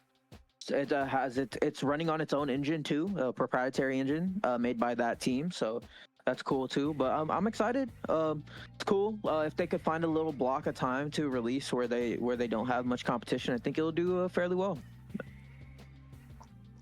Now, do you think the real reason that they pushed it back is to get that Switch 2 version ready for launch? Come on, console verifications, you know it gotta be that, bro. We did it. Maybe that'd be cool if it could run on the Switch. That'd be sick. It seems like just based off of my eyes, it seems like a game that's more GPU bound than CPU bound, like kind of like how like Dragon's Dogma is like very CPU bound. Yeah. It doesn't strike me as that. Like it seems like it is fairly performant. So if it is actually like if it is GPU bound, then I could see it coming to the Switch. But if it needs like a really like strong CPU, then I don't know. But hopefully it can come to the Switch. That'd be sick. Yeah, man. All right, here's another one. Okay. So here's another one for the books of PS4, Xbox One versions of games being finally put to rest to make the minimum spec the next gen versions, or I guess certain PC requirements would be the real minimum requirement. But yep, the PUBG is ending support for the Xbox One and PS4 November 13th. So if you are a console player who is still playing PUBG on those old ass consoles, time to get your money up, not your funny up. Go ahead and upgrade, get that Series S if you need to, get that PS5 digital if you need to, or if you really bought it, you was just lazy, you didn't feel like going to the store, but you do got the money, go get that Series X, go get that PS5 Pro. You already know what to do. We got it's looking good in 2025. The last generation is finally dying out. It only took them 5 years. I know, dude. Only 5 years in. Crazy. But we had, what's it called? Genshin Impact last week. PUBG this week. It's really Call of Duty, bro. Call of Duty. Like, we got the sports games. The sports games are going next gen only. Call of Duty, Fortnite. It's gonna be next year's, bro. It's gonna be next year's COD. I'm gonna say it right now. But it's Fortnite, Minecraft. Those aren't going, bro. Minecraft is not in the support on any of these older consoles. I'm pretty sure you can still play Minecraft on the 360. Like, I don't think it's getting updates though. Yeah, I know. But they need to kill those consoles, bro. I don't care how well Minecraft runs on old hardware or mobile phones. Get rid of that PS4 and Xbox One version, please. Even though the most played console version is the Switch version, and that shit runs like pure ass once you start building your world up. So yeah, it's the last of these live service games that are gonna hold these people to their console for as long as it takes. But hopefully, look, they gonna end the PS4 and Xbox One support by the time the PS6 and whatever the next box comes out.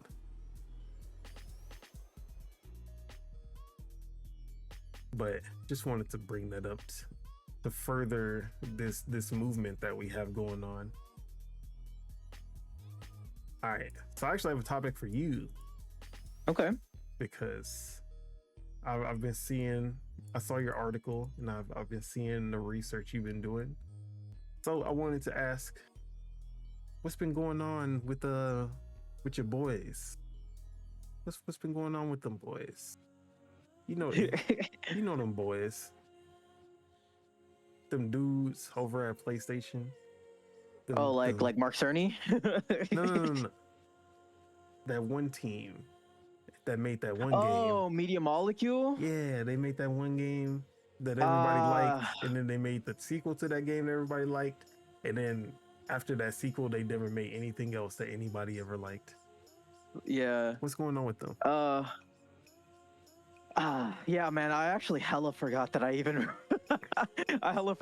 wrote that article until you just brought it up.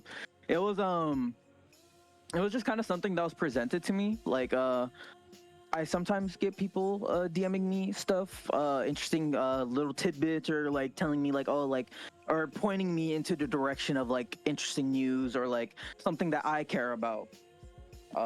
Because I care about Media Molecule actually. But it seems like they are working on a new IP. It seems like they're working on something that's theirs. How I'm choosing to look at it, like, this is my opinion now, is PlayStation's giving them one last chance at creating something that's not just like a game maker tool. They're kind of like pointing them in the direction of like Asobi. They're like, look, try to do something that like what they're doing. Make us something small. Give us something that gives us like a claim. Are you telling me that PlayStation wants Media Molecule to make something like Team Asobi? Which is... I'm not saying exactly like them. No. I'm not saying like... What I'm saying is, it's almost like Media Molecule had a huge franchise that was exactly like what Team Asobi was doing, and they just let it die. Yeah, but what I'm trying to say is like yes, Little Big Planet was pretty big.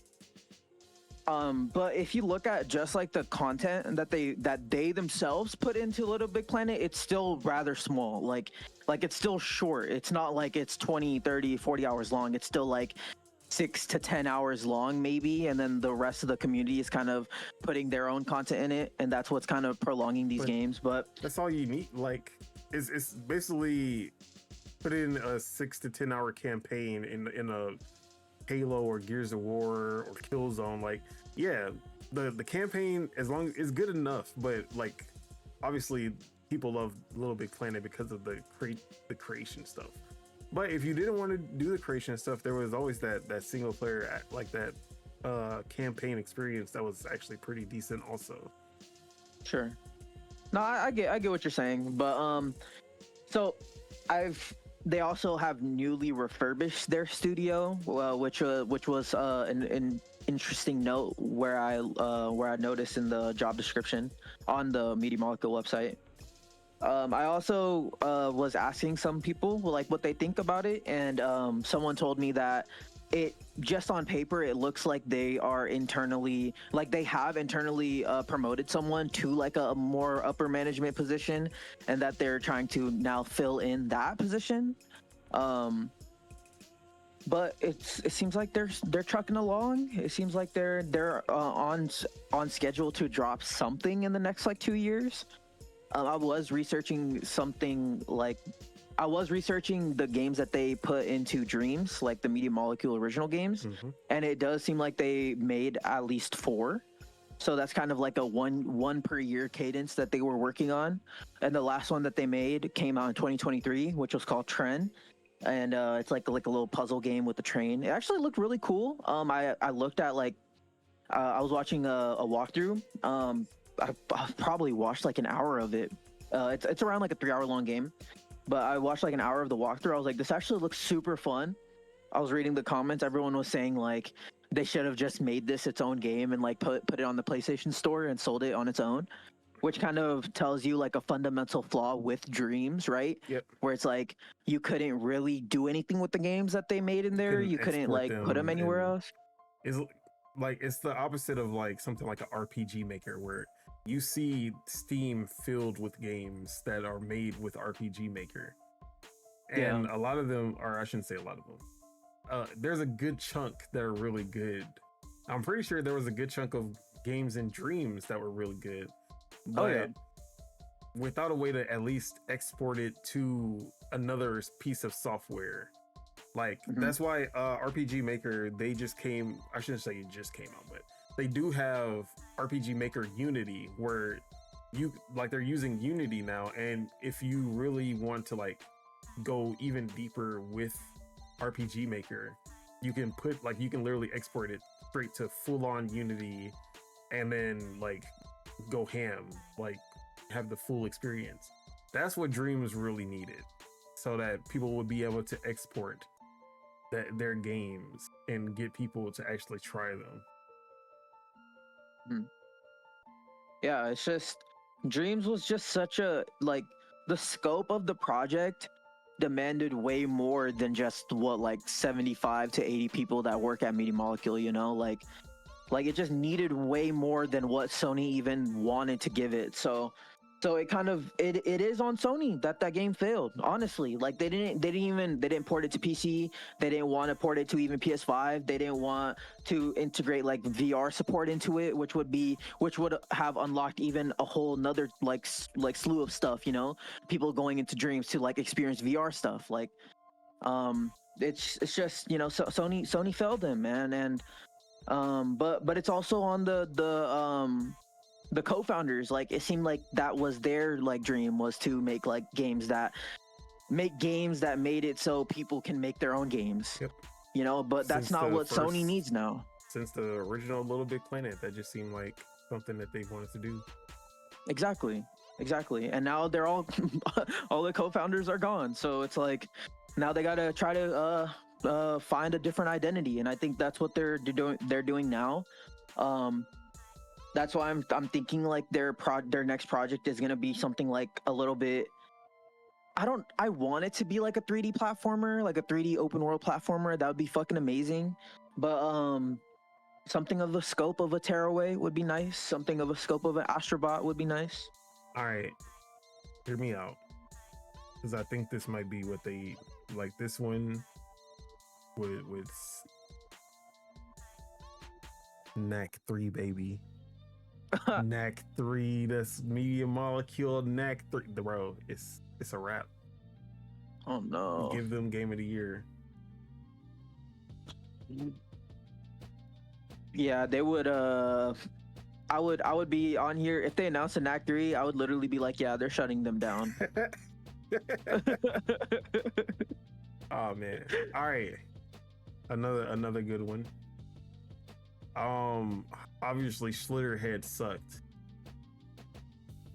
Media Molecule, All Up, Bokeh Studio with the people from Japan studio who worked on Gravity Rush. Get the Gravity Rush 3 going. That would be cool. That would be sick. Because Gravity Rush is kind of like an open world platformer in a sense. Make it happen. That'll save you. I mean, I don't think anyone's gonna buy it again, but it's just gonna end up failing and they're gonna close down anyway. But hey, at least I get Gravity Rush 3. That's all that matters.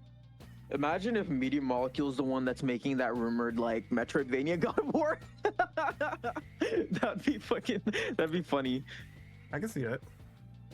I mean, if you really want to save your company, go to a franchise that doesn't fail. That sells. Yeah. I feel like that would be a good idea. Do like, imagine if it's on the level of like Prince of Persia, The Lost Crown, but God of War. Like, I would be so down for that. If Prince of Persia was actually a big franchise today, pretty sure that game would do a lot better. Actually, if it was an Assassin's Creed game, it probably would have did a lot better than what it did. Yeah. But yeah, man. That's hella funny. Hopefully, whatever Media Molecule got going on is gonna work out for them, because I do feel like they got one more chance. Yeah, no, that is how I'm feeling. You could even look at the studio, like refurbishing a studio thing as like a sign like they want to sell them, maybe. you know, or they want to sell the building or something, you know, like you could look at it in a lot of different ways, but having a job listing that has a defined end date, like being like you're gonna work until January 2027, tells me that they are at least planning on releasing something soon. Soon-ish. Let me see. So, trying to think where Media Molecule would actually be a good fit if they were to get sold off. Honestly, I was thinking the people that the craft on. I was really about to say Crafton would probably like that. Just like, but I think they would actually want them to make those type of games where they make games. I feel like that is right up Crafton's sleeve. I could see Microsoft wanting to get them just because they're London based or they're based out there. I feel like they could probably be like, oh, that could be a team we would want. That'd be interesting. Kind of Project like a rare. Spark 2. Let's go. Yeah, like something like that. They can put them on the 1 versus 100 game or whatever. Bro, I can't believe that game isn't out yet. How like Probably never will come out.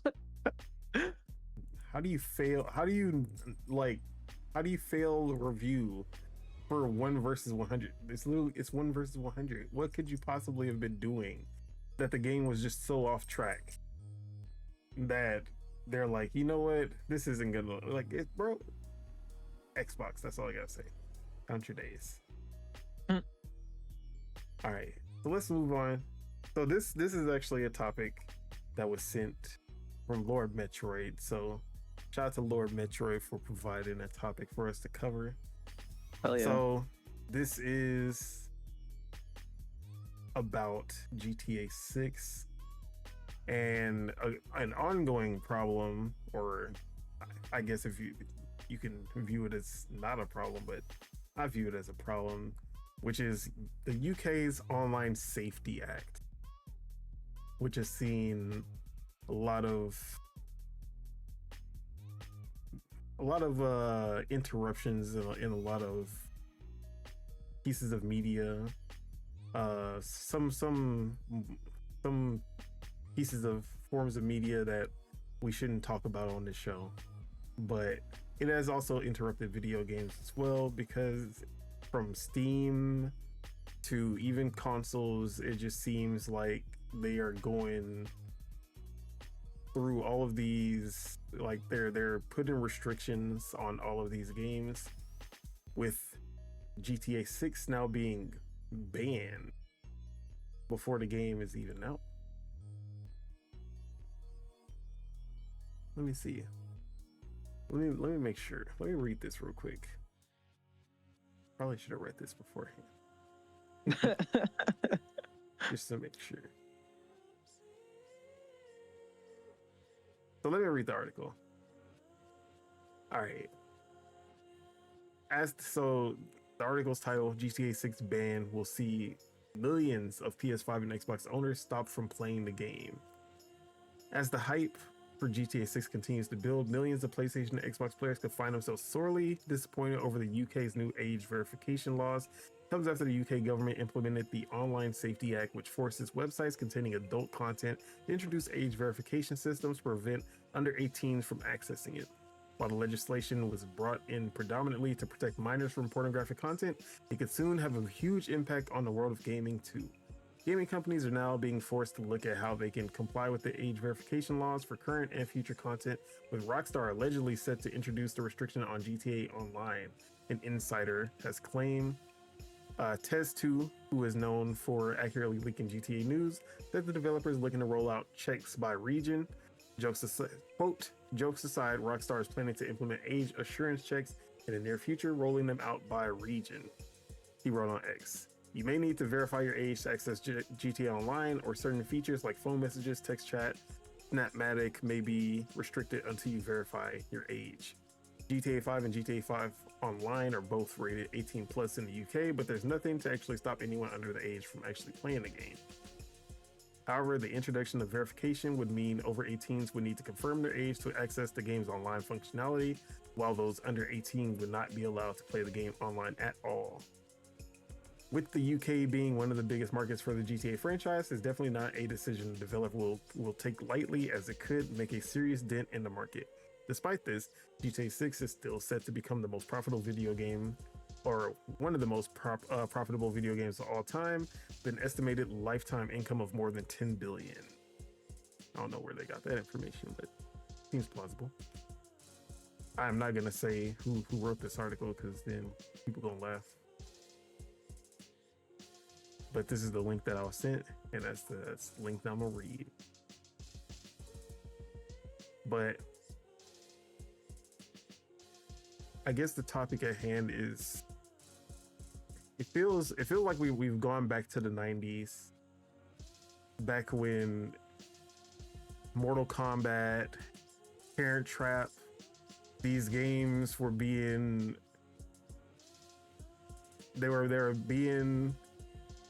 put on, or I shouldn't say they were being put on trial, but they were the prime examples that the government was using to basically kind of ban video games, put restrictions, put all sort of regulations onto video games. And at the end of the day, the ESA came through and kind of made a great solution. The ESRB rating, all of that came through from this time period. But it seems that we're kind of going back into that era with the UK government implementing this Online Safety Act, and it seems that these games that they already have ESRBs, it literally, like, if a kid goes to the store and tries to buy an 18+ game, they're not allowed to. But obviously that does not stop kids, especially with the digital purchases nowadays. There's definitely more ways for underage gamers to get their hands on something that they really shouldn't be. And with how hands-off parents are, for the most part, especially when it comes to gaming, they're not really paying attention to what they're playing. And even then, like, seeing GTA, like, it's like, oh, it's just a game. Like, I understand that, because as a kid I was playing GTA, and like, actually my mom was not okay with it. At one point once she saw me, I forgot what I did, and she saw me and she was like, oh hell no, you're not playing that shit no more. And then I had to borrow another copy of San Andreas and play it behind her back. But but how do you feel about this kind of involvement with the, like, government involvement in video games, and now preventing, like, adding these age verification systems into games depending on the region? And it's like, even going further, like the whole the removal of like 18+ games on Steam because of the whole Visa MasterCard situation. How we like, is this a bad trend? Is it getting too regulated, or do we just need to let gaming stay the Wild West that it is?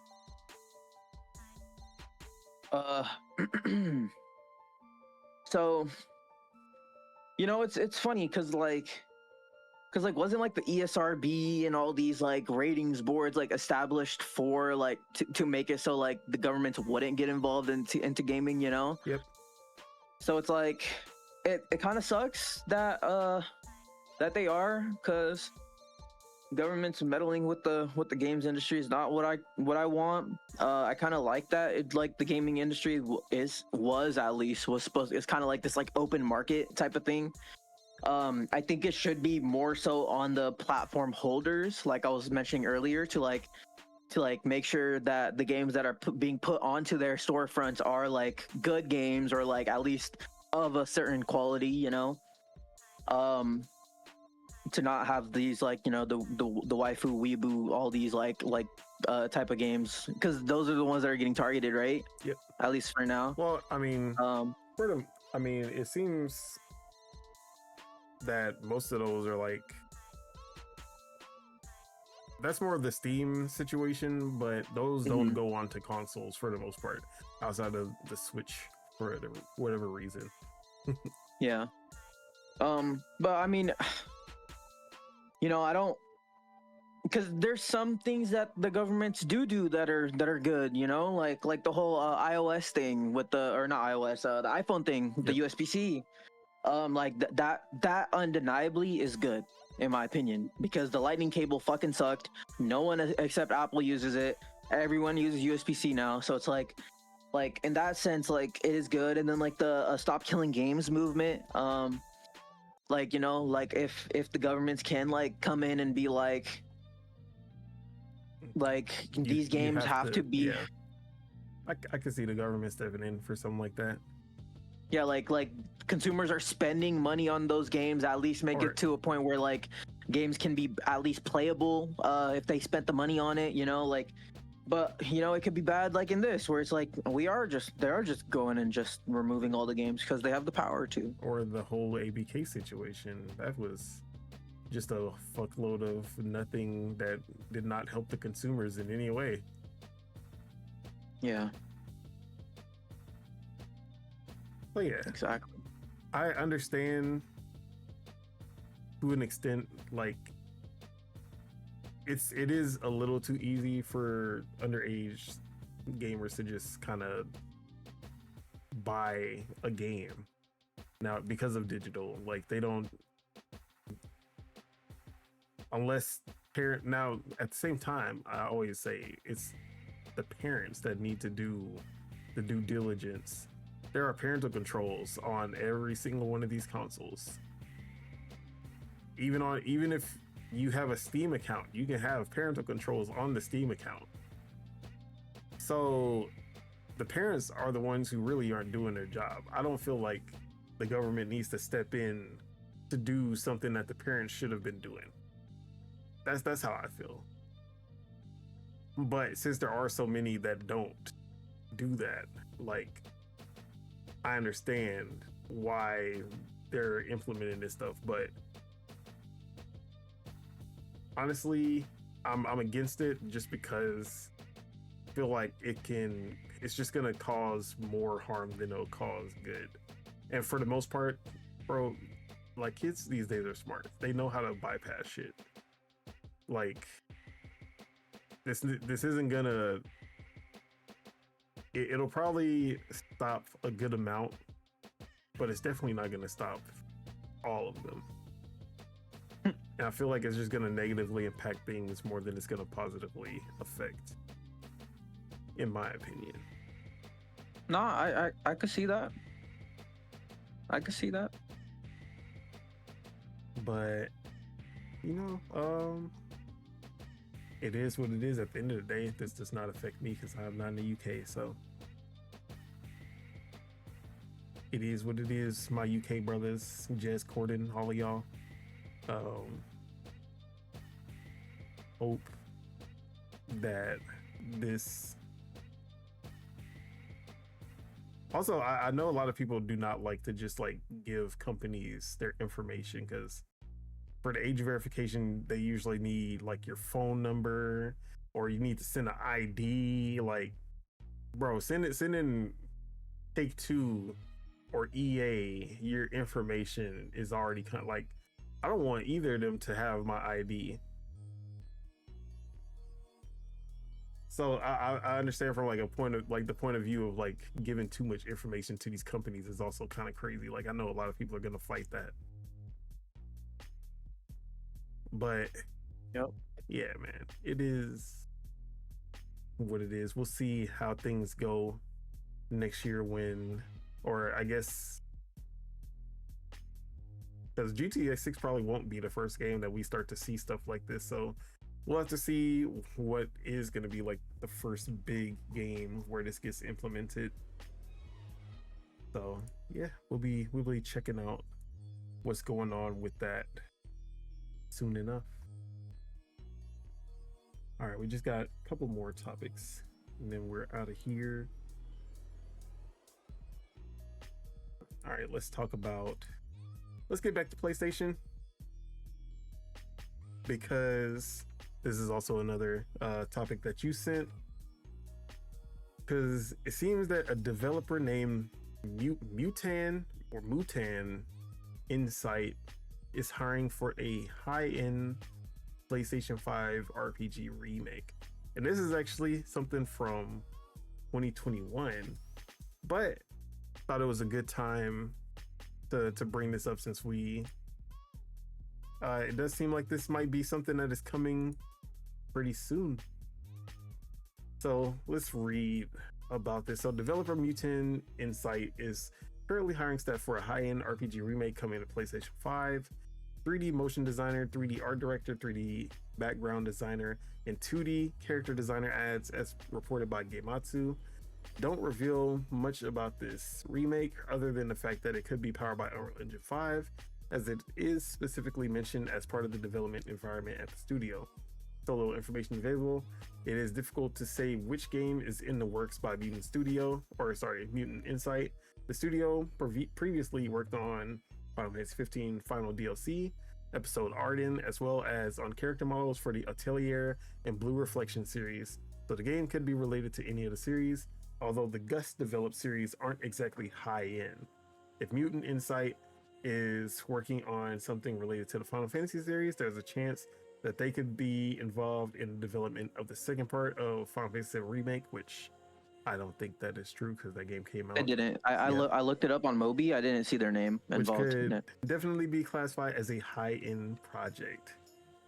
So we know it's not Final Fantasy VII Rebirth, but there's always the rumor of Final Fantasy IX Remake that has been swirling forever.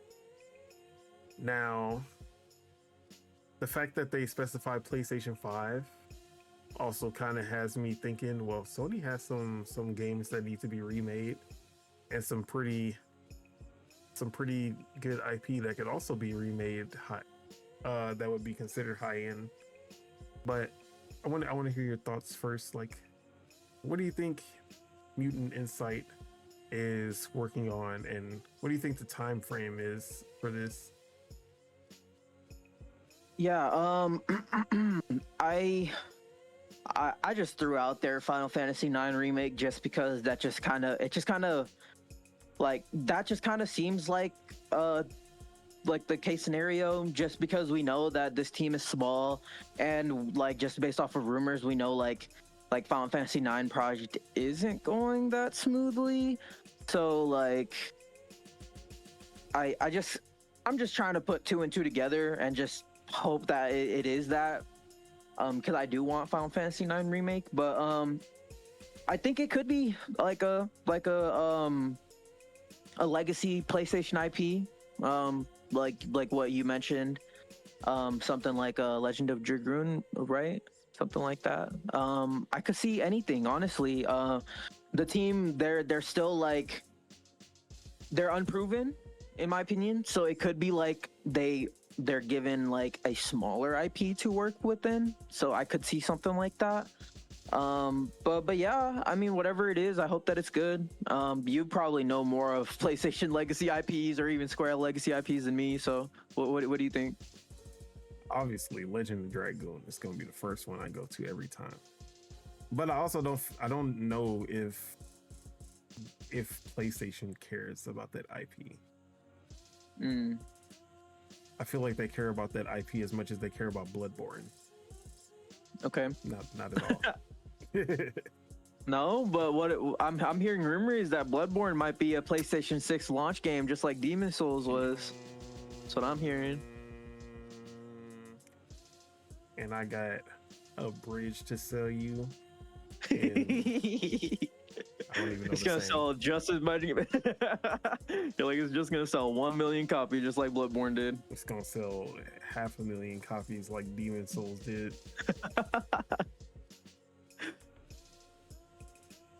I feel, bro, am I crazy to just say, like, unless Bandai, or it's not Bandai, unless From Software is making the game, Souls games are still niche.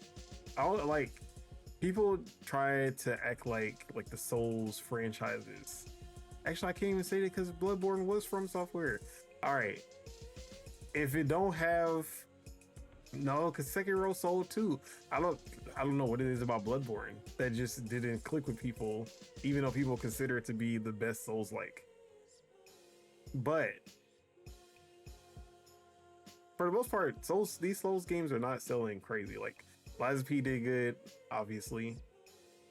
I think Wolong did pretty good. Everything else is a From Software game. Let's see. Lords of the Fallen didn't do good. Mortal Shell, I think, did decent for what it is, but not like it wasn't doing nothing crazy. I'm trying to like, why is everyone jumping to the Souls genre? Like it's a gold mine, but none of these games are doing like crazy numbers. That's what I'm trying to figure out here.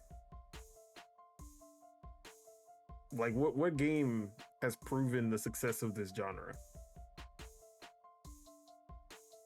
in a third, like outside of From Software games?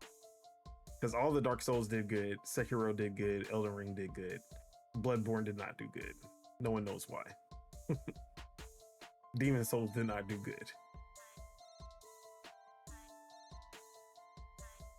And the RPG that they're supposed to be remaking is built in Unreal Engine 5 too.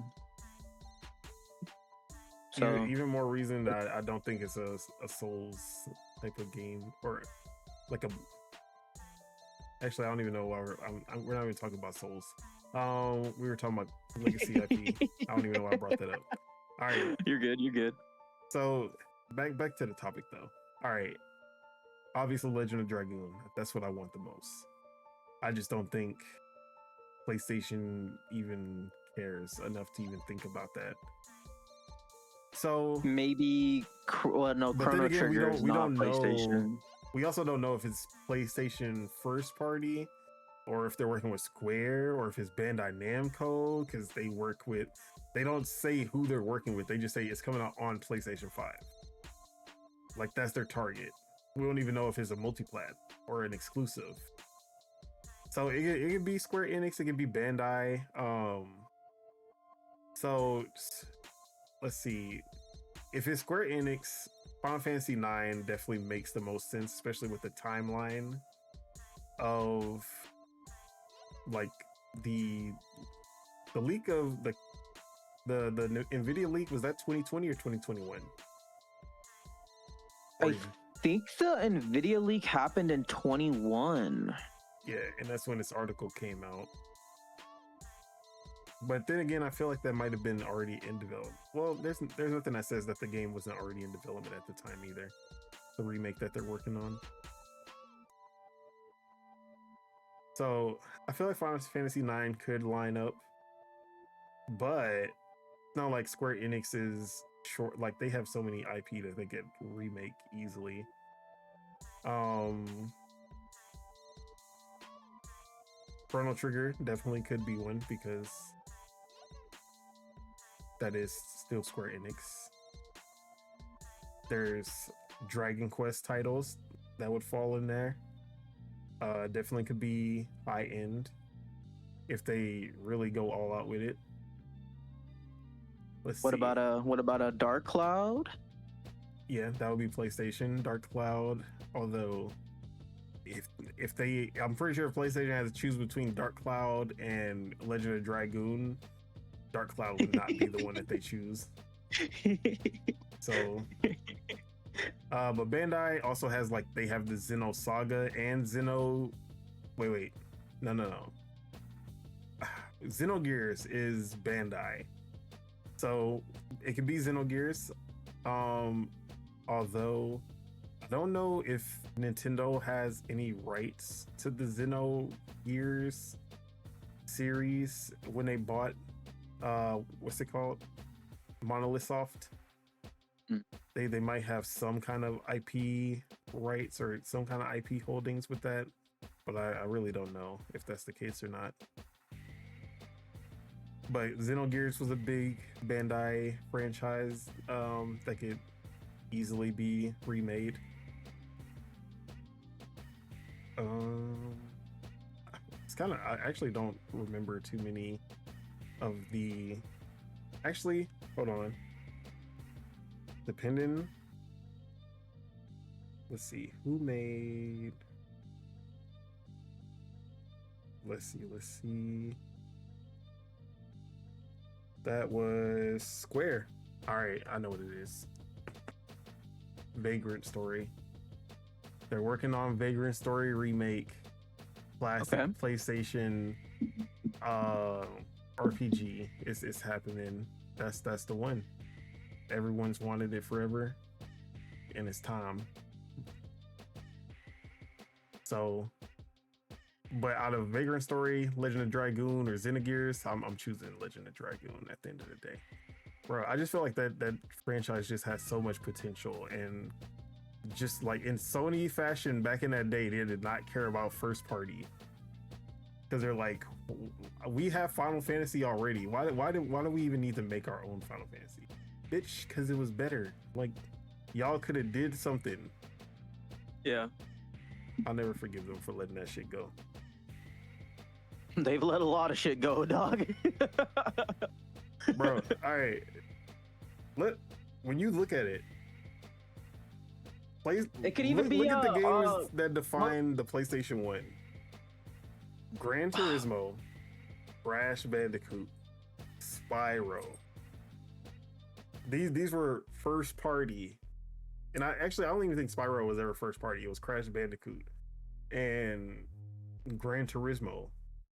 I'm trying to think of other first party Wild stuff. Arms? Oh, that wasn't first party.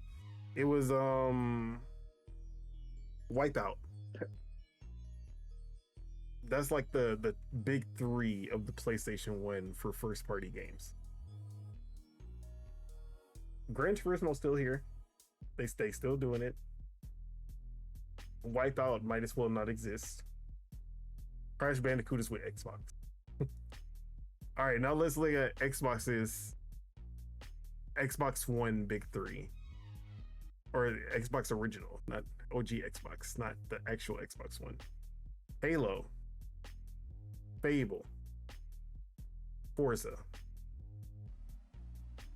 Halo, it's hanging in there. Forza Motorsport is not hanging in there, but at least Horizon, at least Horizon is still like alive and kicking ass, to be exact. It's doing really good.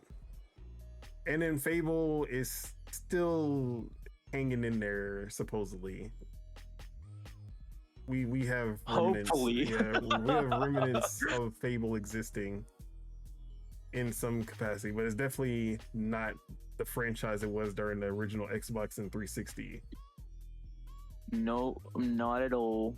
Now, let's look at the NES's big three: Mario, Zelda, and honestly, like, who would Metroid? Be? Yeah, I would Metroid, I guess. I mean, they're still doing Metroid. Yeah, like, even though that's still like Nintendo's like niche series that sells like 1 million, if that. I'm trying to like, what other NES game would be? Honestly, yeah, it would be Metroid. But Balloon Pop or whatever. Mario and Zelda are still the biggest games on Nintendo today. And Metroid is still not big, but they're still making them, and they're still high quality. Like, there's such a big difference between these three. But I digress. But it took the PS3 era for PlayStation to actually start caring about first party games to the full extent. Yeah, it's because the third party games ran like shit. It's because the third party games ran like shit on the PlayStation 3, so they needed to be like, nah, this machine's actually strong. It's just hard to develop for. But yeah, whatever this game is, hopefully it's still in development, and 2, hopefully it lives up to the expectations that I've now set for myself. Because if it's some bullshit, I'm gonna be pissed. They specifically said RPG, right? Mm-hmm. Okay, so it's not gonna be some Ape Escape or some bullshit that I don't care about. So that's good at least. But yeah, man, I'm always excited for like the PlayStation class, like any kind of classic RPG. There's so many to pick from, and honestly, if they get a really good high-end remake, it really don't matter what franchise it is, as long as they do it justice. All right, our final topic for today.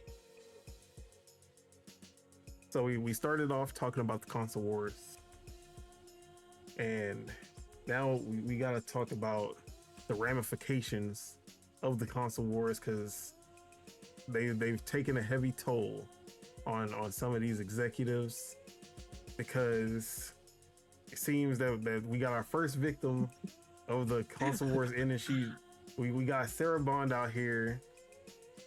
They've been clowning my girl Sarah Bond, the president of Xbox, has joined the board of directors for Tyson Foods.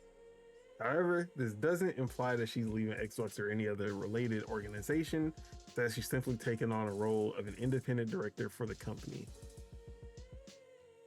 She already looking at contingency plans just in case Xbox goes under. She like, I'm jumping ship to the chicken spot. We about to bring chicken worldwide to everybody. We gonna sell our formula to every platform that sells chicken. Like, it's about to go down. But jokes aside, I thought this was funny. Actually, all jokes. No jokes aside, this was funny. The comments were hilarious when this first came out. I was just dying laughing. I was like, bro, why are they going in on the queen? But she before she got to Xbox, she was pretty, I forgot what position she was in, but she was someone pretty high up at T-Mobile. I think that was where she was directly before she joined Xbox. So it's not like she's been in gaming like the whole time. But what do you make of this whole thing, joining the board of directors for Tyson while still being president of Xbox? It's not, bro. I just feel like it's not new for like an exec to like go over to like a different company, like join the board of blah blah blah. Like, I'm pretty sure like even Bobby Kotick is like on the board of like 100 different companies or some fucking shit. Yep. So it's like it's not anything new. These people all go and talk to different companies, are on boards of different companies and stuff like that. It's not anything new. It was just funny. Not, but it's hilarious though. And just, of course, they're gonna find a way to console war it every time, which is hilarious. But yeah, that shit is hilarious. Hold on, I want to find the original post that Wario64 put up, because the comments in that shit had me dying. If I can find it.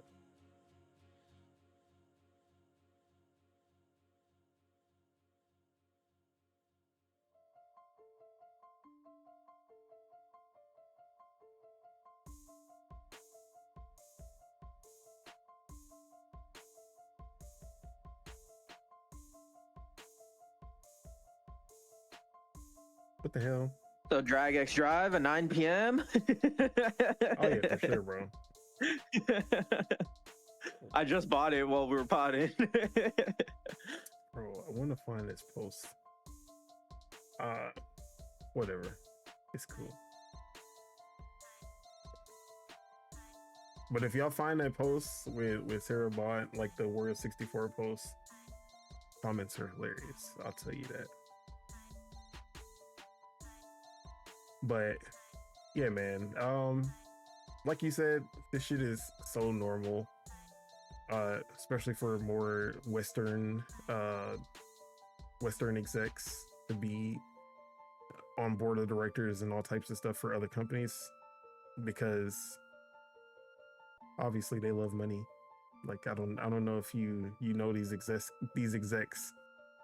if they can be on a board of directors doing some simple shit and still making more money, like they're gonna do it. Exactly. You won't find like Furukawa or even like what's why am I forgetting the head of Sony right now?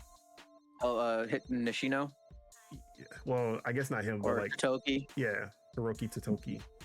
You're not gonna find them, but like in Western companies, that's such a normal thing for them to be on the boards of all these different companies, even though they're the CEOs, CFOs, COOs of other big companies.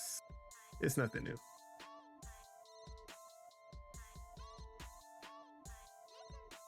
But they was roasting my girl, and I wanted to find the comments, but y'all can find it on y'all own.